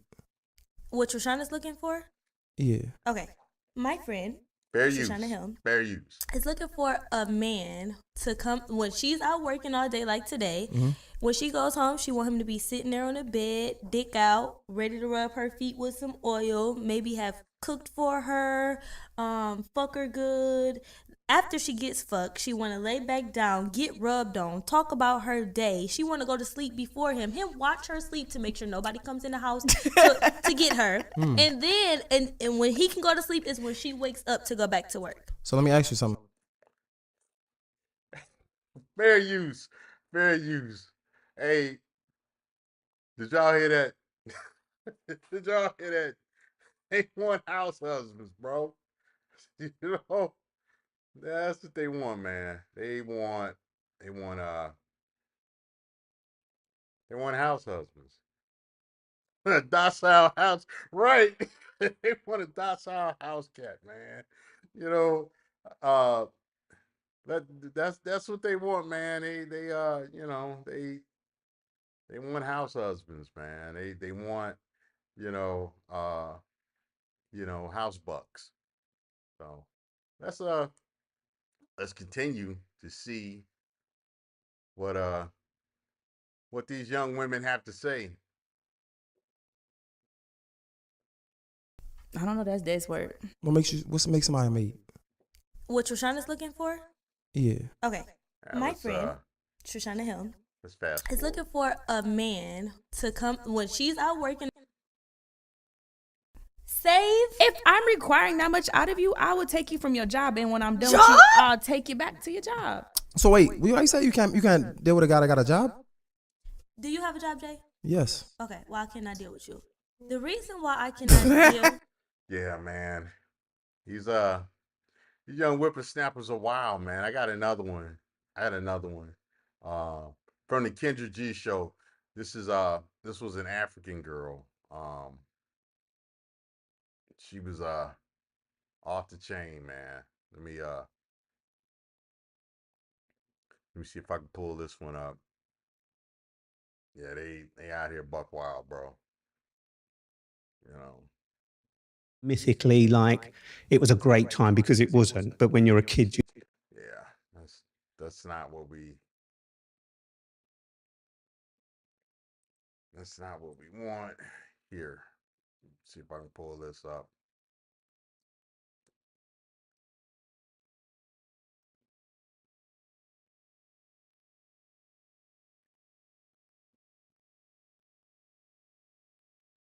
guys offer 2-day shipping. And maybe you're a not-so-big guy offering competitive prices. All right, fair use, fair use. What kind of man you looking for, Bo? Listen to this. Okay, I have standards, so, but I'm also realistic, so I want more of like a nerd. Okay, tell me what you want, honey. Like, I like good boys. I don't like guys that, smoke, drink, go out. I'm more of the type that does that. Hey, you good guys got a chance. You don't like guys that smoke or drink or go out. Let's listen further. Fair use, fair use. So I Wait, really you smoke, drink, and go out, but you don't want a man that smokes, drinks, and go out? I know it sounds crazy, but I like more of like the guy that doesn't have the energy to do that type of stuff. The one who's more of like, I'll just stay home and wait till my day comes back. Oh, okay. But you don't want the man to be out. So who do you go? So who do you smoke and drink and go out with if your man doesn't do that? My friends. So you want to go out with your friends, but you want to stay in the house with your man. Yes, but fair use, fair use. Hey, she wants to go out and smoke and drink and be in the club with her friends, but she don't want her guy to do that. You can't make this up. This is why I promote the idea of the house husband. Modern problems require modern solutions. Let's continue. we will have our days where we do stuff together, if that makes sense. But primarily, like, I want him to be a homebody. But you're just not a homebody yourself. No. Maybe when I have kids in the future, when I have kids, like in the future, I'll be a homebody. If that makes sense. So she wants a man that's gonna sit in the house and wait for her as she goes to the club with her girlfriends. And other men give her attention because you go to the club to get, unless you're going to a lesbian club. I'm assuming you're going to a regular club, right? Typically, yeah. Hey, y'all hearing this, right? Hey, it gets better. It gets better. Let me see if I can find this part where she was talking about what happens if she get into a fight in the club. Break neck, kill me, like, for going to the club. But like when I'm I'm not breakneck killing you either. I'm really trying to get you to understand how what you asking for is a contradiction of your lifestyle. No judgment. Hold on. Okay. No, listen, I don't know why you said wheelchair, but made it clear, don't be in a wheelchair. I'm trying to roll up on her literally. I'm sorry, I'm not judgmental. All right. I don't even know. I gonna never end heard this of a here. person you say that before as a deal breaker, but okay. All right, Kwambu, let's do the Kendra Cam. Now we know we got to see you. All right. We gonna end it there because I this broad make my head hurt. But hey, this is what you guys right? This is what you guys are dealing with out there. Yeah, they want, like you said, docile house cat. That's what they want out there, bro. And so, I tell you, man, the way they describe stuff, and they all want to be boss chicks and stuff. I think modern men need to embrace it and be like, uh, go to the gym every day, work out, do all of this stuff, and make these women go out and deal with the stresses of slaying dragons out there in the work world, and let them get high blood pressure and clogged arteries and stuff. Let them deal with it for exchange. Since they got this girl. So hey. But yeah, man, they out there wilding, bro. They out there wilding, man. And it's hilarious, That's That's not the first or second time I've seen something like that, and it's hilarious that it just keeps coming up. This is like just the latest material that I've seen, but I've seen stuff like this uh in like social media comments and stuff. Yeah, hey Dave, hey, yeah, man, let them go out there and since they want to, they want to talk about how much money they make and let them go make the money. Fuck it. So, yeah, man, they tripping. Hey, modern problems require modern solutions, as I said before. You know, so it's a wacky world out here, boy. you know, yeah, man. So I don't know what to tell y'all, man. I don't know what to tell y'all. Yeah, but you got that situation going on. You got what's that whatever podcast, they have all of the daughters of uh white male conservatives on there, being just awful human beings, and it's like, it's just a bunch of women with daddy issues, man. They be wild and all that. Then they cry because uh old boy will say something that'll kind of trigger their past training and stuff. They know that they ain't living right. They start crying, you know. Hey, they had that one guy on there, Gorlock the Destroyer. Hey, do y'all remember Gorlock the Destroyer? Let me see if I can find something with Gorlock. Gorlock was wild, man. Gorlock the Destroyer. I don't know if y'all remember him. Hey, that was a yeah. Let me see if I can yeah. Let's pull up this video for Gorlock the Destroyer. If you remember Gorlock the Destroyer, put a 1 in the chat. Do you remember Gorlock the Destroyer? And now you're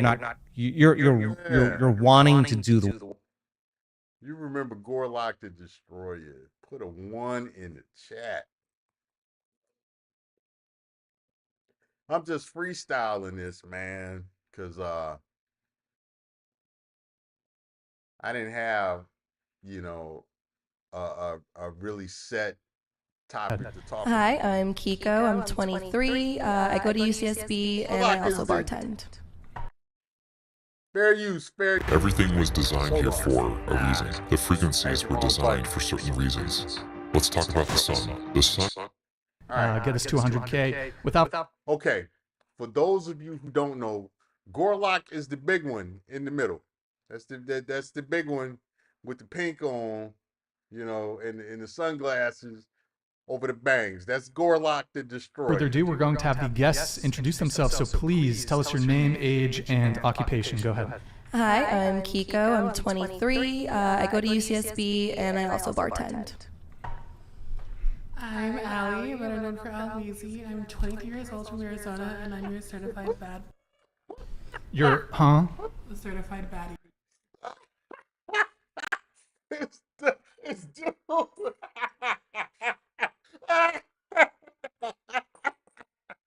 Man, oh, bro, you need to stop. Talking to the mic. Let's continue. Yeah, talking to the mic, just so they can hear you. Say your occupation one more time for us. Just so they. My occupation is a certified bad. What was your age? What was your age? Very much baddie vibes. I'm 23 years old. Okay, and Kiko 23, right? Yeah. Okay. Oh, fair use, fair use. We are living in a society where all of these terms, they don't mean anything anymore. Bad bitch don't mean anything anymore. Thanks, Gorlock. 23. Let's continue. And certified bad or boss? Very much baddie vibes. Baddie, like what? Full-time baddie. No breaks. What? So it's very much full-time. What does that mean? Can you explain that? It's just a lifestyle. Like it's. I mean, if you get it, you get it. The rules are there. I mean, I feel like every woman can be a certified baddie. It's just. Hey, hey, man. Hey, yesterday, I came up with I introduced a term that's out there in the lexicon called this term is called toxic positivity. And right. It's an SBE channel, but it is entertaining. You are right, Deacon Dave. Hey, listen, they have a term called toxic positivity, and that is the walking, talking, breathing example of toxic positivity. Yeah, man. Oh, I tell you, social media is the gift that keeps on giving. you know, I think for this Babylon, I think for this Royce Babble series, for the Babylon series, I think we are just going to find crazy shit to talk about. I think I think we just gonna go down the rabbit hole of crazy dumb shit just to talk about it and laugh, man. Man, that shit is wild, man. Hey, you say baddie is a state of mind. It certainly is, buddy. It certainly is. Man, yeah, that's a dude. That is 100% a dude, you know. Woo. Hey, I saw this video, man. Hey, do y'all like the these animal videos? I see that these animal handler videos are very popular on all of the social media platforms. Like like Facebook, YouTube, TikTok, all of that stuff. And I am a person that enjoys animal attacks. I like when the animal decide, hey, I'm gonna be an animal, and I like when people get fucked up by the animals. That should be hilarious to me. you know I think we're gonna start doing that. Start doing my own version of when animals attack. You know, hey, but some people be real. Hey, some people keep it G with the animals, man. I did a short earlier today for this video that I was watching, man. It was this was a wild boy too, man. Um, this dude. Uh, Let me see if I can find old boy.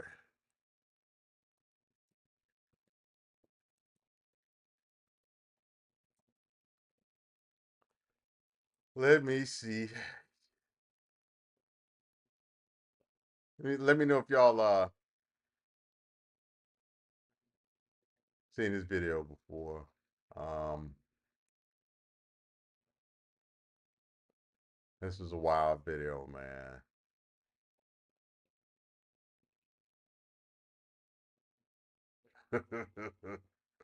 Yeah, this was a wild video. This is one of them, hey, don't try this at home type videos.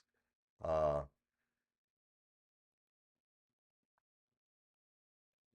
let's see. We're gonna make it happen. I saw this video and I was like, nah, I'm not even doing that. Nope.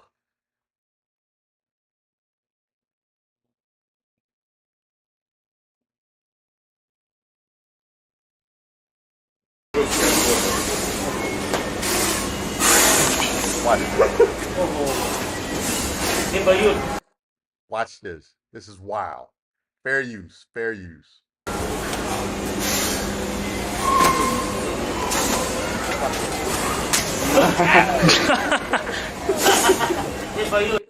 Hey,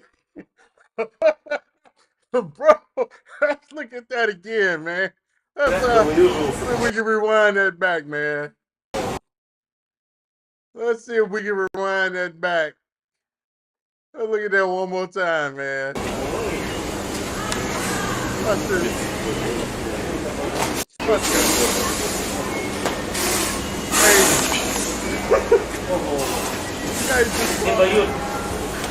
Hey, look how he just tossed them cobras aside, man. He just get out of the way.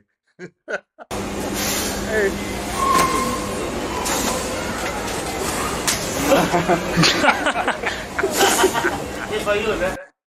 Woo. Hey. Hey, that's a wild boy, man. Hey, you can't tell him nothing, man. That's a wild boy. You can't tell that dude nothing, man. He slapped the shit out of that cobra. He slapped the shit out of that cobra. Hey, ain't nowhere in the world, man. You know, you can't everything. You have an employee like that. Everything you say to that employee, you got to say it nicely, man, because he showed you he don't care about nothing. He slapped the shit out of that. He said, "What?" Hey, that's a wild boy, man. Oh, yeah, man. Yeah. That's a wild boy, man. You can't you can't tell him nothing. You can't tell a guy like that nothing, man. Yeah. Yeah. I tell you, man, that that dude, he a real OG. Man, I tell you, hey, it be some wild stuff, man. Here on it be some wild stuff here on YouTube, man. You know, you can definitely go down the rabbit hole of all of this stuff that be on here, man. You can definitely go down the rabbit hole. So, man, whew,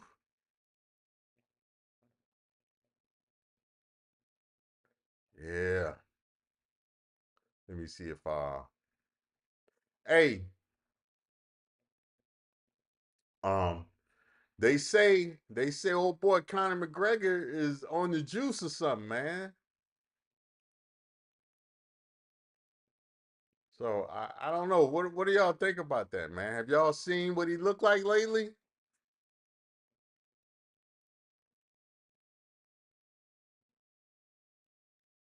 Have y'all seen what he looked like lately, man?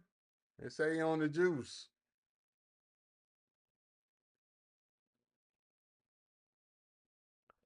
Yeah, I don't know. I don't know, man. So,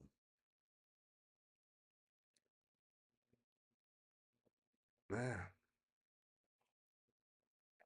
What up, Mike Reed? How you doing today, sir? Yeah. Oh, let me see if I can find Conor McGregor. Uh let me see if I can find video with him.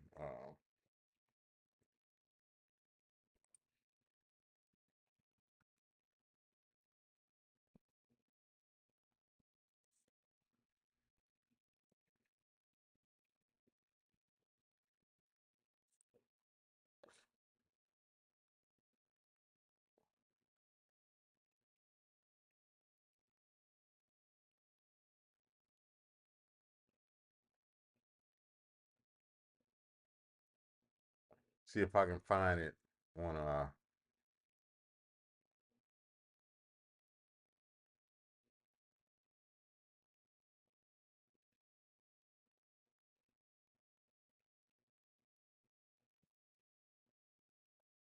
see if I can find this video.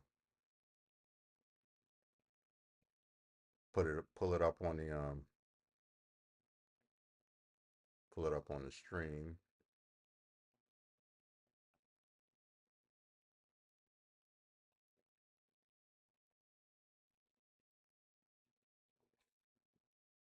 Yeah. He definitely he's definitely gotten bigger. Let's check this out. That's fucking hilarious. Connor got mad because I said that his piss looked like it could melt the USADA cup, and he said it looks like my piss could melt the USADA cup too. Yeah. And he's correct. You're not fighting. Connor, I'm not hating that. You look great. Yeah. And by the way, he does have a legitimate reason for. Hey, I mean, Connor wasn't no, he wasn't no small dude, but yeah, he done put on a lot more muscle, man. He done packed on some more muscle. Pause. Doing whatever the fuck he's doing. Even that's fucking hilarious. Connor got mad because I said that his piss looked like it could.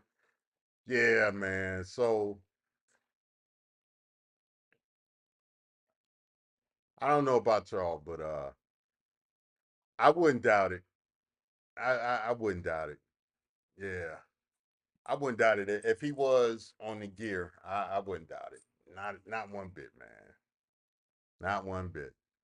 You know. So we'll put this poll in here. Make a poll.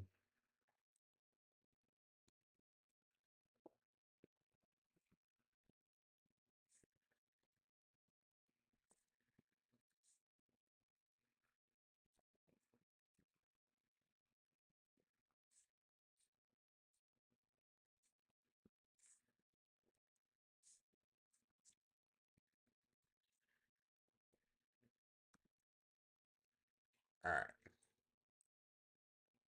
So I'm gonna start this poll. Y'all tell me what y'all think, man. You see how he didn't get big, and his head. He looked like he didn't gain 2 hat sizes on that big ass head, man. So yeah, I wouldn't be surprised if he was on that gear, man. I wouldn't be surprised at all. I you know in that, especially in combat sports, in professional sports, there's going to come a point to where not only are you taking stuff to recover, which you're going to take stuff to recover, you're going to take stuff to maintain and to help with at least strength and stamina. I mean, you know, steroids don't help you doesn't help your skill set necessarily um directly anyway, but what it does help is it keeps you healthy and it keeps you performing at your peak physicality in order to uh continue developing the skill along. You understand what I'm saying? You have more time to work on the skill because you're spending less time to recover, and you're spending less time working on building muscle and muscle memory. You're working well. You're spending more time on muscle memory, which is a part of the skill set because you're not spending as much time, uh, working on recovery or building strength. So, yeah. So, that's what that's what you got going on. So, I don't know what do y'all think? I think in a lot of these sports, for as much as these tickets cost, hey, let these motherfuckers juice up, man. I want to see I want to see a motherfucker jump out of a stadium. You know, fuck it. I want to see a basketball player jump from the locker room with a ball and dunk the ball on the other side of the court, coming from the locker room. Ah, you know. Yeah, man. I tell you what, if these women gonna have to compete with the T bodies, they gonna have to get on something, you know, because them dudes coming in with already with an advantage. Hey, them in order for them women to, stay competitive, they gonna have to, they gonna have to get on the gear. They're gonna have to take some supplements. They're gonna have to take some concoctions, some super serums, because right now, shoot, imagine if the T boys actually did come to the WNBA. The games would probably be more interesting to watch. Because right now, Games, don't nobody care about them games, man. I don't nobody care about them games. Not at all. Nobody care about them games. No, well, I don't care about them games. I tell you that much. I can care less about them games. You know. So yeah.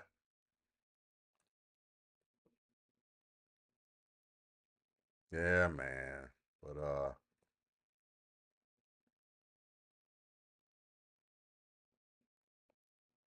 yeah. So you got that, man. Yeah. So um what else you guys want to talk about, man? Cause you know, I'll probably roll maybe another 15, 20 minutes, and get off. I got some stuff I'd like to get done, you know, and I'll hop back on later and babble some more, do another episode of Royce Babble, Babblelon. you know, me running my mouth and shit.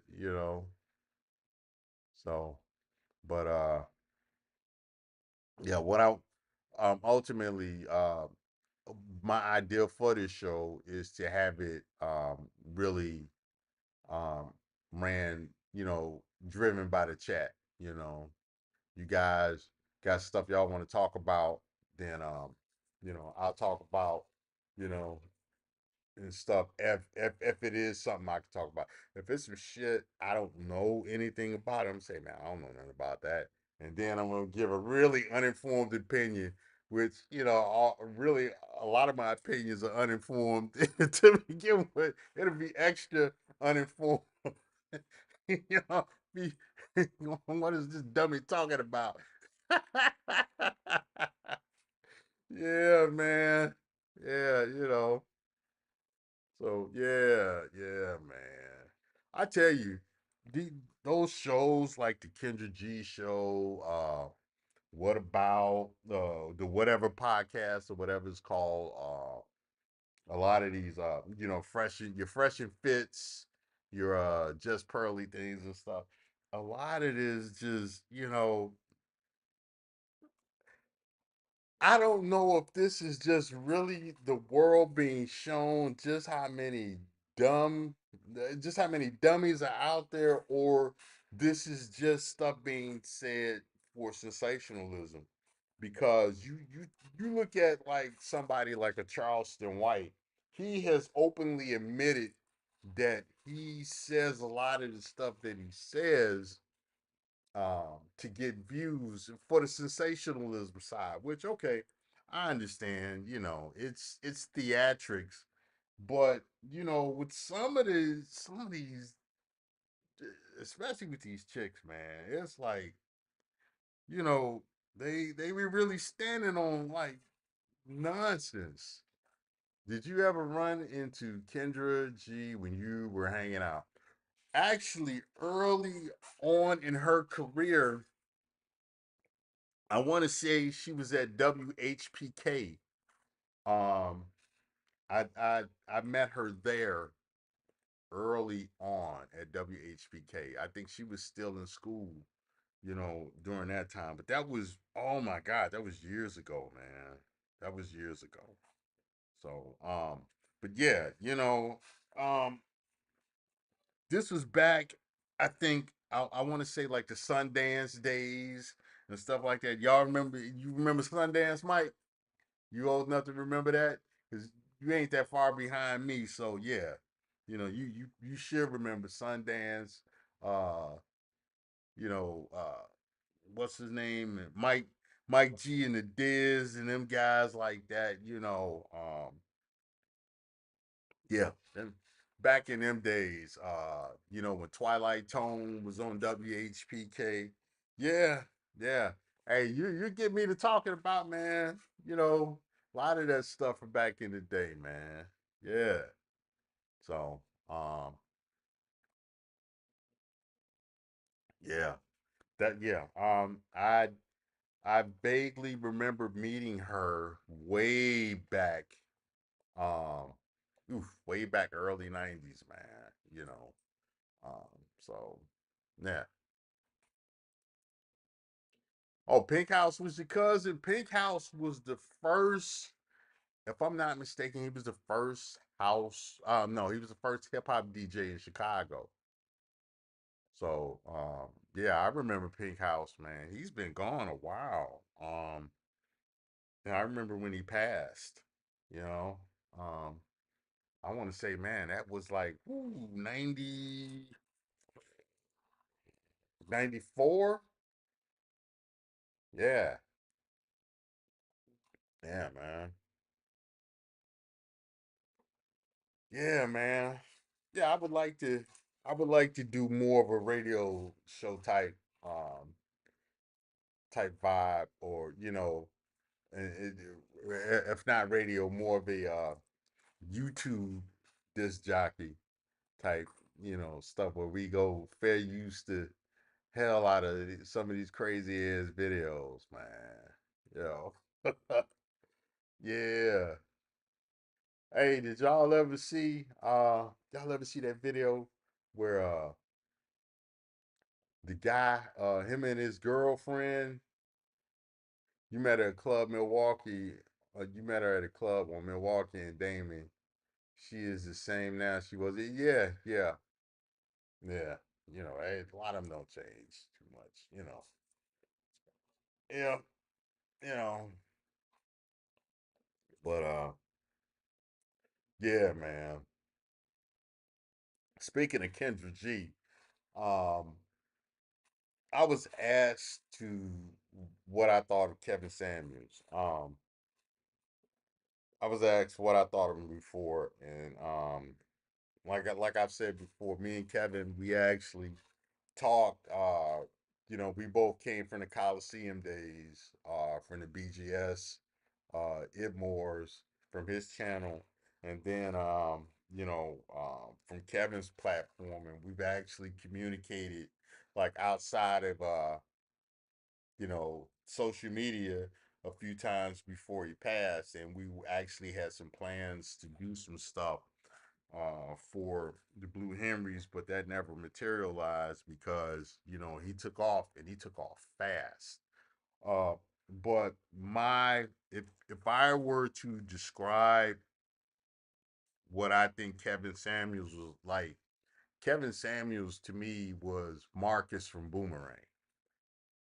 He was Marcus from Boomerang, and that was the era when he was young, and that's when he was out there doing it. You know, he's Marcus from Boomerang. If you go watch Boomerang and you look at Kevin Samuels, it's the same thing. So yeah, you know, that's what you got with him. And he's a cool brother. I didn't agree with everything. And Mike, you know this. Uh, the whole thing with the suits and being high value men in suits and stuff. Well, Marcus and Akron, you know, you know, what's my brother Akron, Akron Zippy and stuff, and even Deacon Dave, you guys know that if you know guys that are in the trades, stuff like that, a lot of blue collar occupations, you have millionaires in those occupations that they're not wearing suits. And when you think about it, your server at the restaurant is wearing shirts and ties, and really he may be a sport coat or suit jacket away from a suit. You know, um, the guy that sells shoes may be wearing a suit. The guy that's working in a department store, selling, fragrances, he'll be wearing a suit. To me, a suit means a suit is not uh synonymous with millionaire. I know my one of my bosses became a millionaire from being a plumber. I know another millionaire who he got his millions off plumbing and a powder coating company. I know um, I know people that became millionaires off appliance repair. Um, I know millionaires from you know owning real estate apartment buildings and stuff. So you have a lot of millionaires that, daily they don't wear suits. They're wearing, jeans or, uniforms and stuff like that. But, this person is a millionaire. So that I had an issue with that. Um, with him, that was like a big one. And then the whole thing with having these guys, uh, you know, pay for everything for women who, in this day and age, when women fought for the right to, work and make money, why should she get to keep all her money if she has all of these goals and desires for the home? Hey, make her buy in. Modern women don't deserve anything past 50-50. 50-50 is the most they deserve, and they got to buy in. They got to invest in their relationships financially, just like men. They're not traditional, and they don't do traditional stuff. Don't have traditional mentalities and traditional temperaments. Why should they get traditional treatment? Why should they get traditional privileges and stuff? They got to buy in. They got to pay the modern woman tax. You know. Mike Reed says being in a trade exposes you to all opportunities around you. Facts. You know, um, if you have a trade, if um an Irish guy, I don't know if I told this story before, but an Irish guy taught me the game years ago. And this is after I had already spent money on school and already had been working. An Irish guy explained something to me. He said, because we were talking about Chicago public schools, and he said the worst thing Chicago could have did, the worst thing the Dailies did, uh, the son was he took all of the trades out of the high school. He took all of the shop classes out of the high school, shut down Washburn Trade School and stuff. For those of you all who remember, he said that was the worst thing that they did because they wanted to shift everybody to the computer jobs and stuff like that, pushing everybody to the junior colleges and colleges and stuff. He said that was the worst thing that they could have did because you have kids that are coming out of school with no real skill sets and they got to spend extra money to go to college. He said what those shop classes did was they taught kids how to make money coming directly out of school.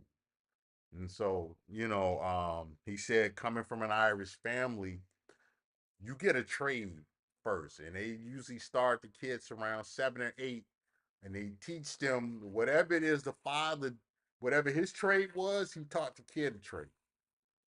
So if the father was a brick mason, the kid learned how to be a brick mason. If the father did HVAC, the kid learned how to do HVAC. And the thing was that those trades, those skills were passed on so that these boys always had a way to feed themselves.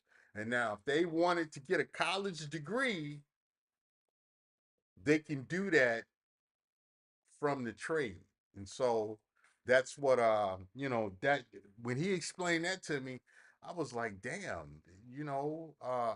shit, black people ain't doing that. And that's not to say all black people aren't doing that, all black Americans, but I know that was lost among most black Americans because number one, you had women deciding to have families outside of marriage, deciding to have kids outside of marriage. And, my thing is you can't leave a single woman. You can't leave an unmarried woman. You can't leave her and her kids because that woman and her kids belong to the state. If you have not signed a contract with either the church or the state and said, I'm going to take this woman on, then that woman belongs to the state. The children she has belong to the state, and therefore she cannot be left.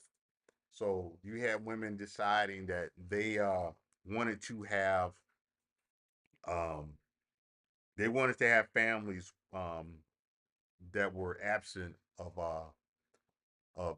husbands, and the covering of a husband, and because there was no man to pass down skills or work ethic or and values and norms to the male children, you have um in Black America, you lost a lot of the trades, and you lost a lot of the work ethic and different things like that, and so that's where that got lost, because at one time that there was such a thing, but that was largely lost. And even now, you have you have Black fathers, because I know a lot of Black tradesmen, especially when I was living in Illinois, in the Chicago area. Like, Mike Reed, him and his dad. I know a lot of guys that work concrete and, electricians and stuff, and uh, a lot of them can't pass those businesses on to their sons, because the kids don't want the businesses, and the kids don't want the businesses because they have uh, they have the help from their mothers to go to not do that. It's like the men really can't say anything to the women, because you got the woman running interference, and therefore these guys aren't able to pass on these skills. And so, these guys have businesses that will die when they die, because they weren't able to pass that stuff on to the kids. But then these are the same people that turn right around, you're not building nothing. You not learning shit to build. you know, you're not putting your kids in an environment to where they can learn how to build. Your kids don't have any skills because you don't have any skills, and you didn't want to have children with a man that had skills and stuff. You didn't listen to your father when you know uh, he had skills. It's like, it's crazy. You say Mike Reed says his sister's in the business and his mom hates it. Now, for those of you all who don't know, Mike Reed is he's in the appliance resale, and he sells appliances, he repairs appliances, he sells new and used appliances, and actually years ago, uh, I got appliances from the business, from Mike and his father's business, and that was, man, that was over 20 years ago. Um, but that's the business he's in, and his sister's in the business, and the mom hates it. It's like women hate every women hate all the jobs everybody has, but they be the most loyal people to that damn employer, shuffling that paper, but everybody else's job, they got an issue with it, and it's like, but you can't get in the way of their jobs. Boy, I tell you, them riding bitches. But yeah, his sister's in that business, and it's a great business. It's once you learn it, you'll always have a way to make money, in that business. And Mike Reed actually, hey Mike, put put the link to your business and stuff in the chat, man. Put the link to your business, and Mike, he teaches people how to get into appliance repair. So, Mike, drop that in the chat, man. Let people know what you're doing. You know, stuff.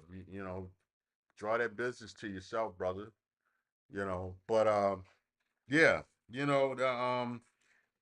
a lot of things that fathers have to teach their kids um are not passed on, because the biggest obstacle lots of times are the moms, you know.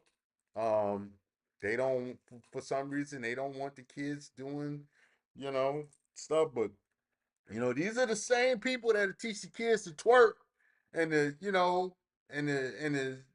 rap to the ski wee song, you know. But God forbid, you teach them kids how to fix the washer, how to replace an element in a dryer, how to replace, a belt in the dryer or something. They don't want them to learn that, but that kid can learn how to, twerk their behinds, you know. So yeah, I take an issue with that.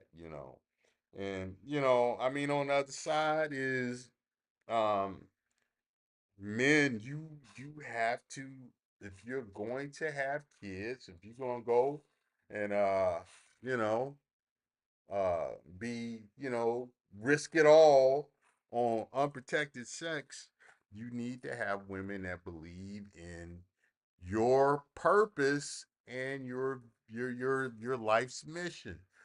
You When you are not with women that um believe in you and stuff, you're gonna have obstacles in dealing with your kids. I mean, and it's natural for women to turn their attention to protecting the kids and raising the kids and stuff.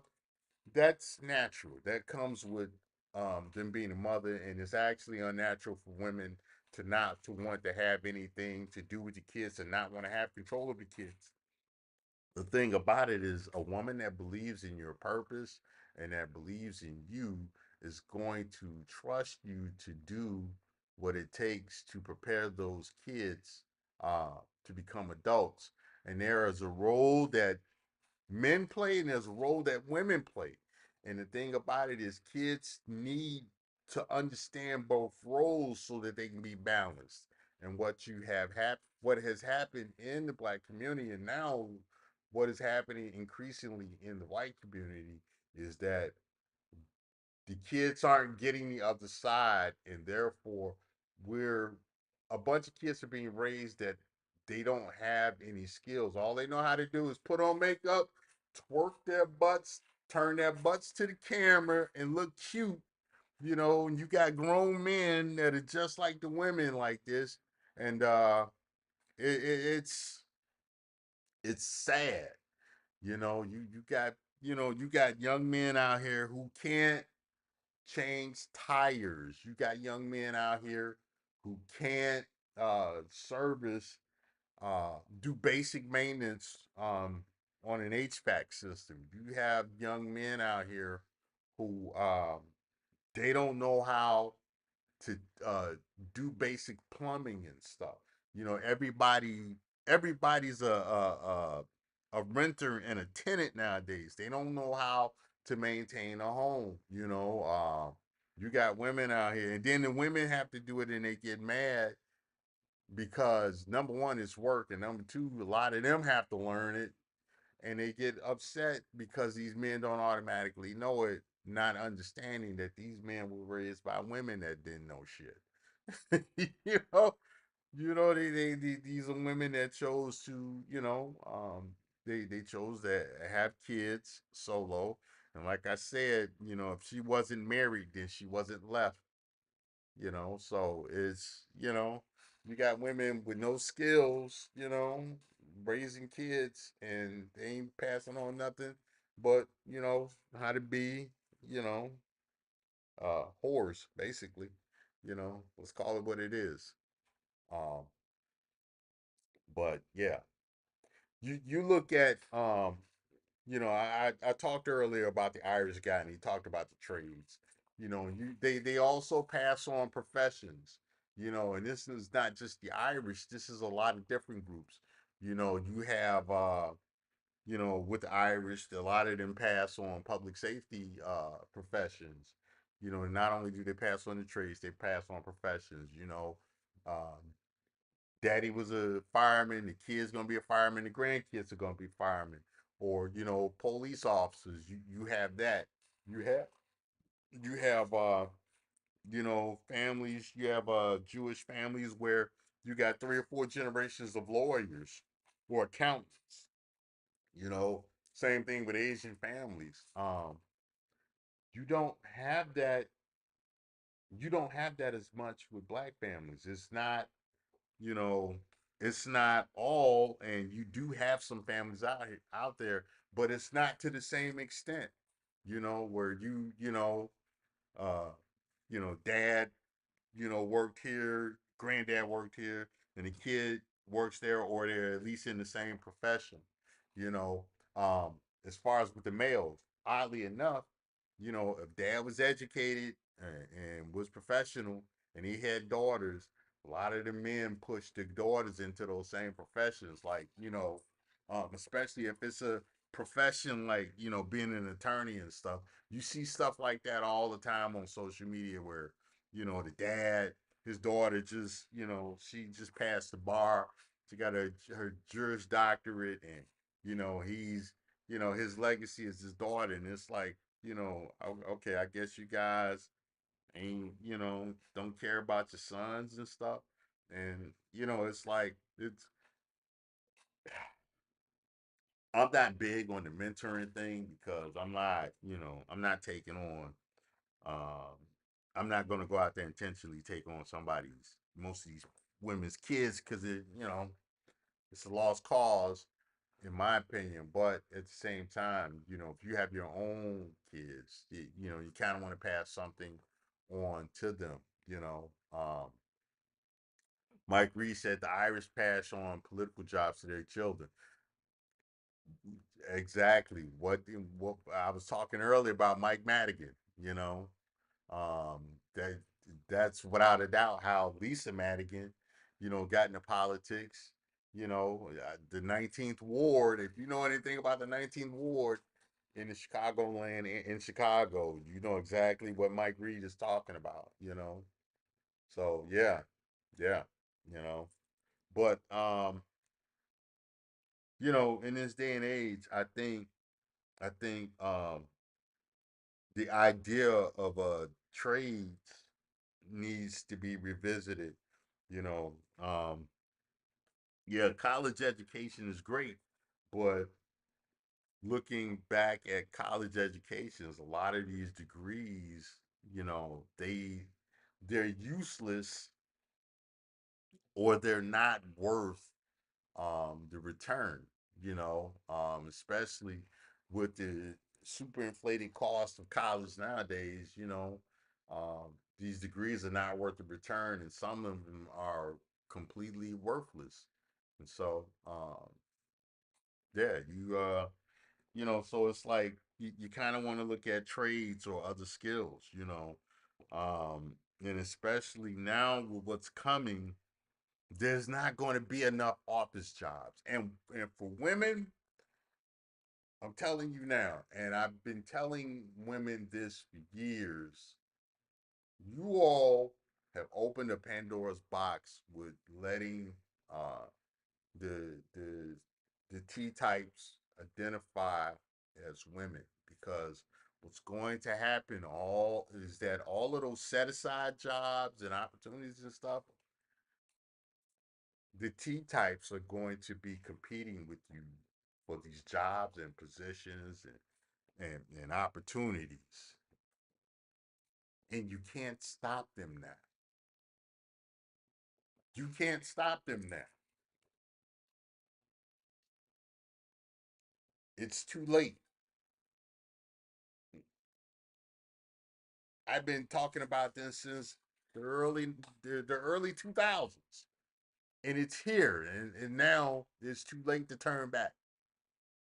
And these guys are going to compete with you for jobs, opportunities, uh, titles, uh, and in some cases, they're competing with you for the men, and that's scary. That's scary for you. That's scary for you all. You know, so it is what it is. You know, um, so them competing with you all for the cushy office jobs and stuff. This means that you all are going to have other skills in order to survive. especially since you all um, are, either anti-marriage or you're marrying each other. You still gotta eat and take care of yourself. You still gotta live. You still gotta earn money some kind of way. You still have to have a medium for exchange, and that means you need skills, and not everybody can, be a social media twerker. you know, not everybody can twerk. So that means you got to learn some actual skills, and you know, uh, some of that stuff that you felt was oppressive, you're going to see that it's not oppressive at all. It's actually a valuable skill. Like being able to cook is a valuable skill. You know, if for those of you all who insist on not learning how to cook, there's going to be other stuff you're going to have to learn.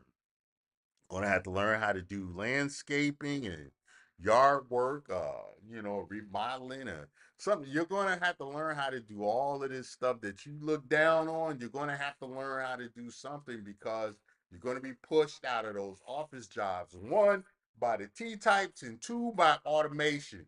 So you're going to have to learn how to do something to, you know, feed yourself or make more money than what you're going to get from universal basic income.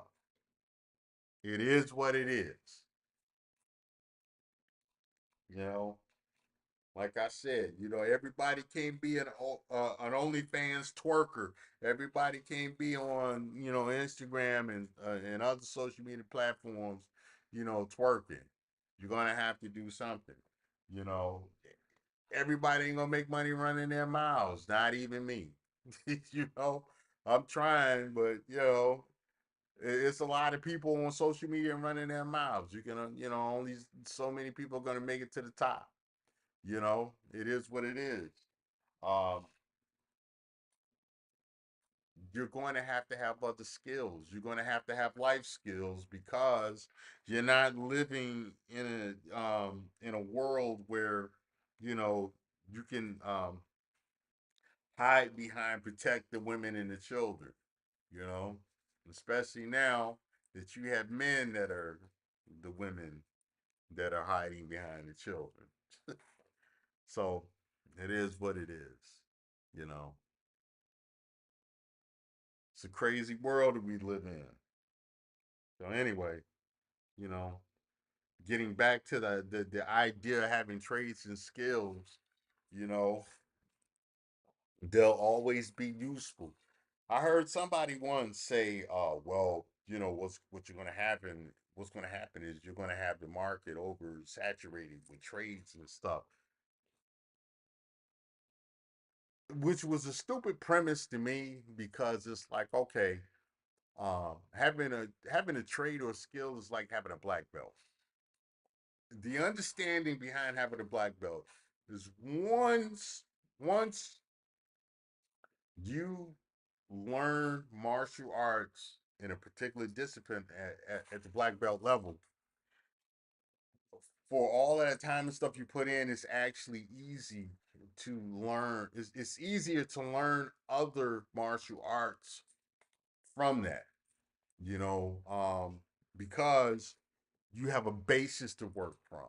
And that's what you're seeing with the UFC and stuff like that. And you see it with the trades where a guy may start off doing HVAC and then he'll get into doing electrical work and then he'll get into plumbing. You have a lot of those HVAC companies where that part that HVAC company, they do plumbing and they do electrical. They do, you have people that get into construction. That skill takes them to fire investigation, different things like that. Doing home inspections, you know, doing demolition because they know how to build something, then they also know how to tear it down. Once you develop that journeyman level in a trade, it actually makes it easier to learn other skill sets, you know. So it doesn't take you don't have the same turnover time. It's a much shorter time because you already have a basis. You already understand the basics of what it took to get your initial trade.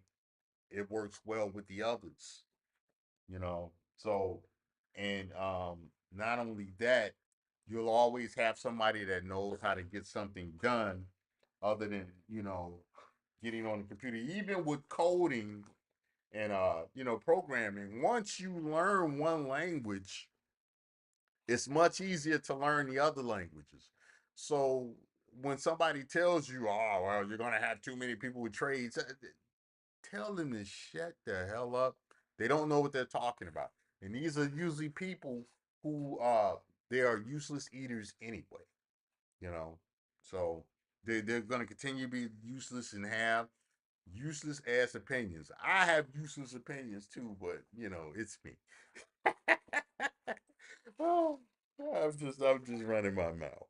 But yeah, that's what you have. That's my issue with people who say that, man. You know, um, it's like once you learn how to, um, once you learn how to drive stick shift, it's easier to learn how to ride a motorcycle. It is. It's much easier. You know, um, once you learn how to drive, semis, and you learn how to drive the other stuff, it's easier to move to the other stuff. It's easier to learn how to drive, heavy construction equipment. Once you learn how to drive semi trucks, you know, you say I said it. You said you said it. I didn't. Yeah, it's the truth though, Mike. You know it. I mean, you in that world. I mean, you once you learn, uh, for instance, Mike knows appliance repair. From there, he can go into being an electrician. He can go into A plus with computers and stuff because he's still dealing with wiring. He's still working with voltmeters. He's doing all of the basic equipment that he would uh, use to repair appliances, to test appliances and repair them. It's all in that, computer repair and electrical work, electrical wiring and stuff.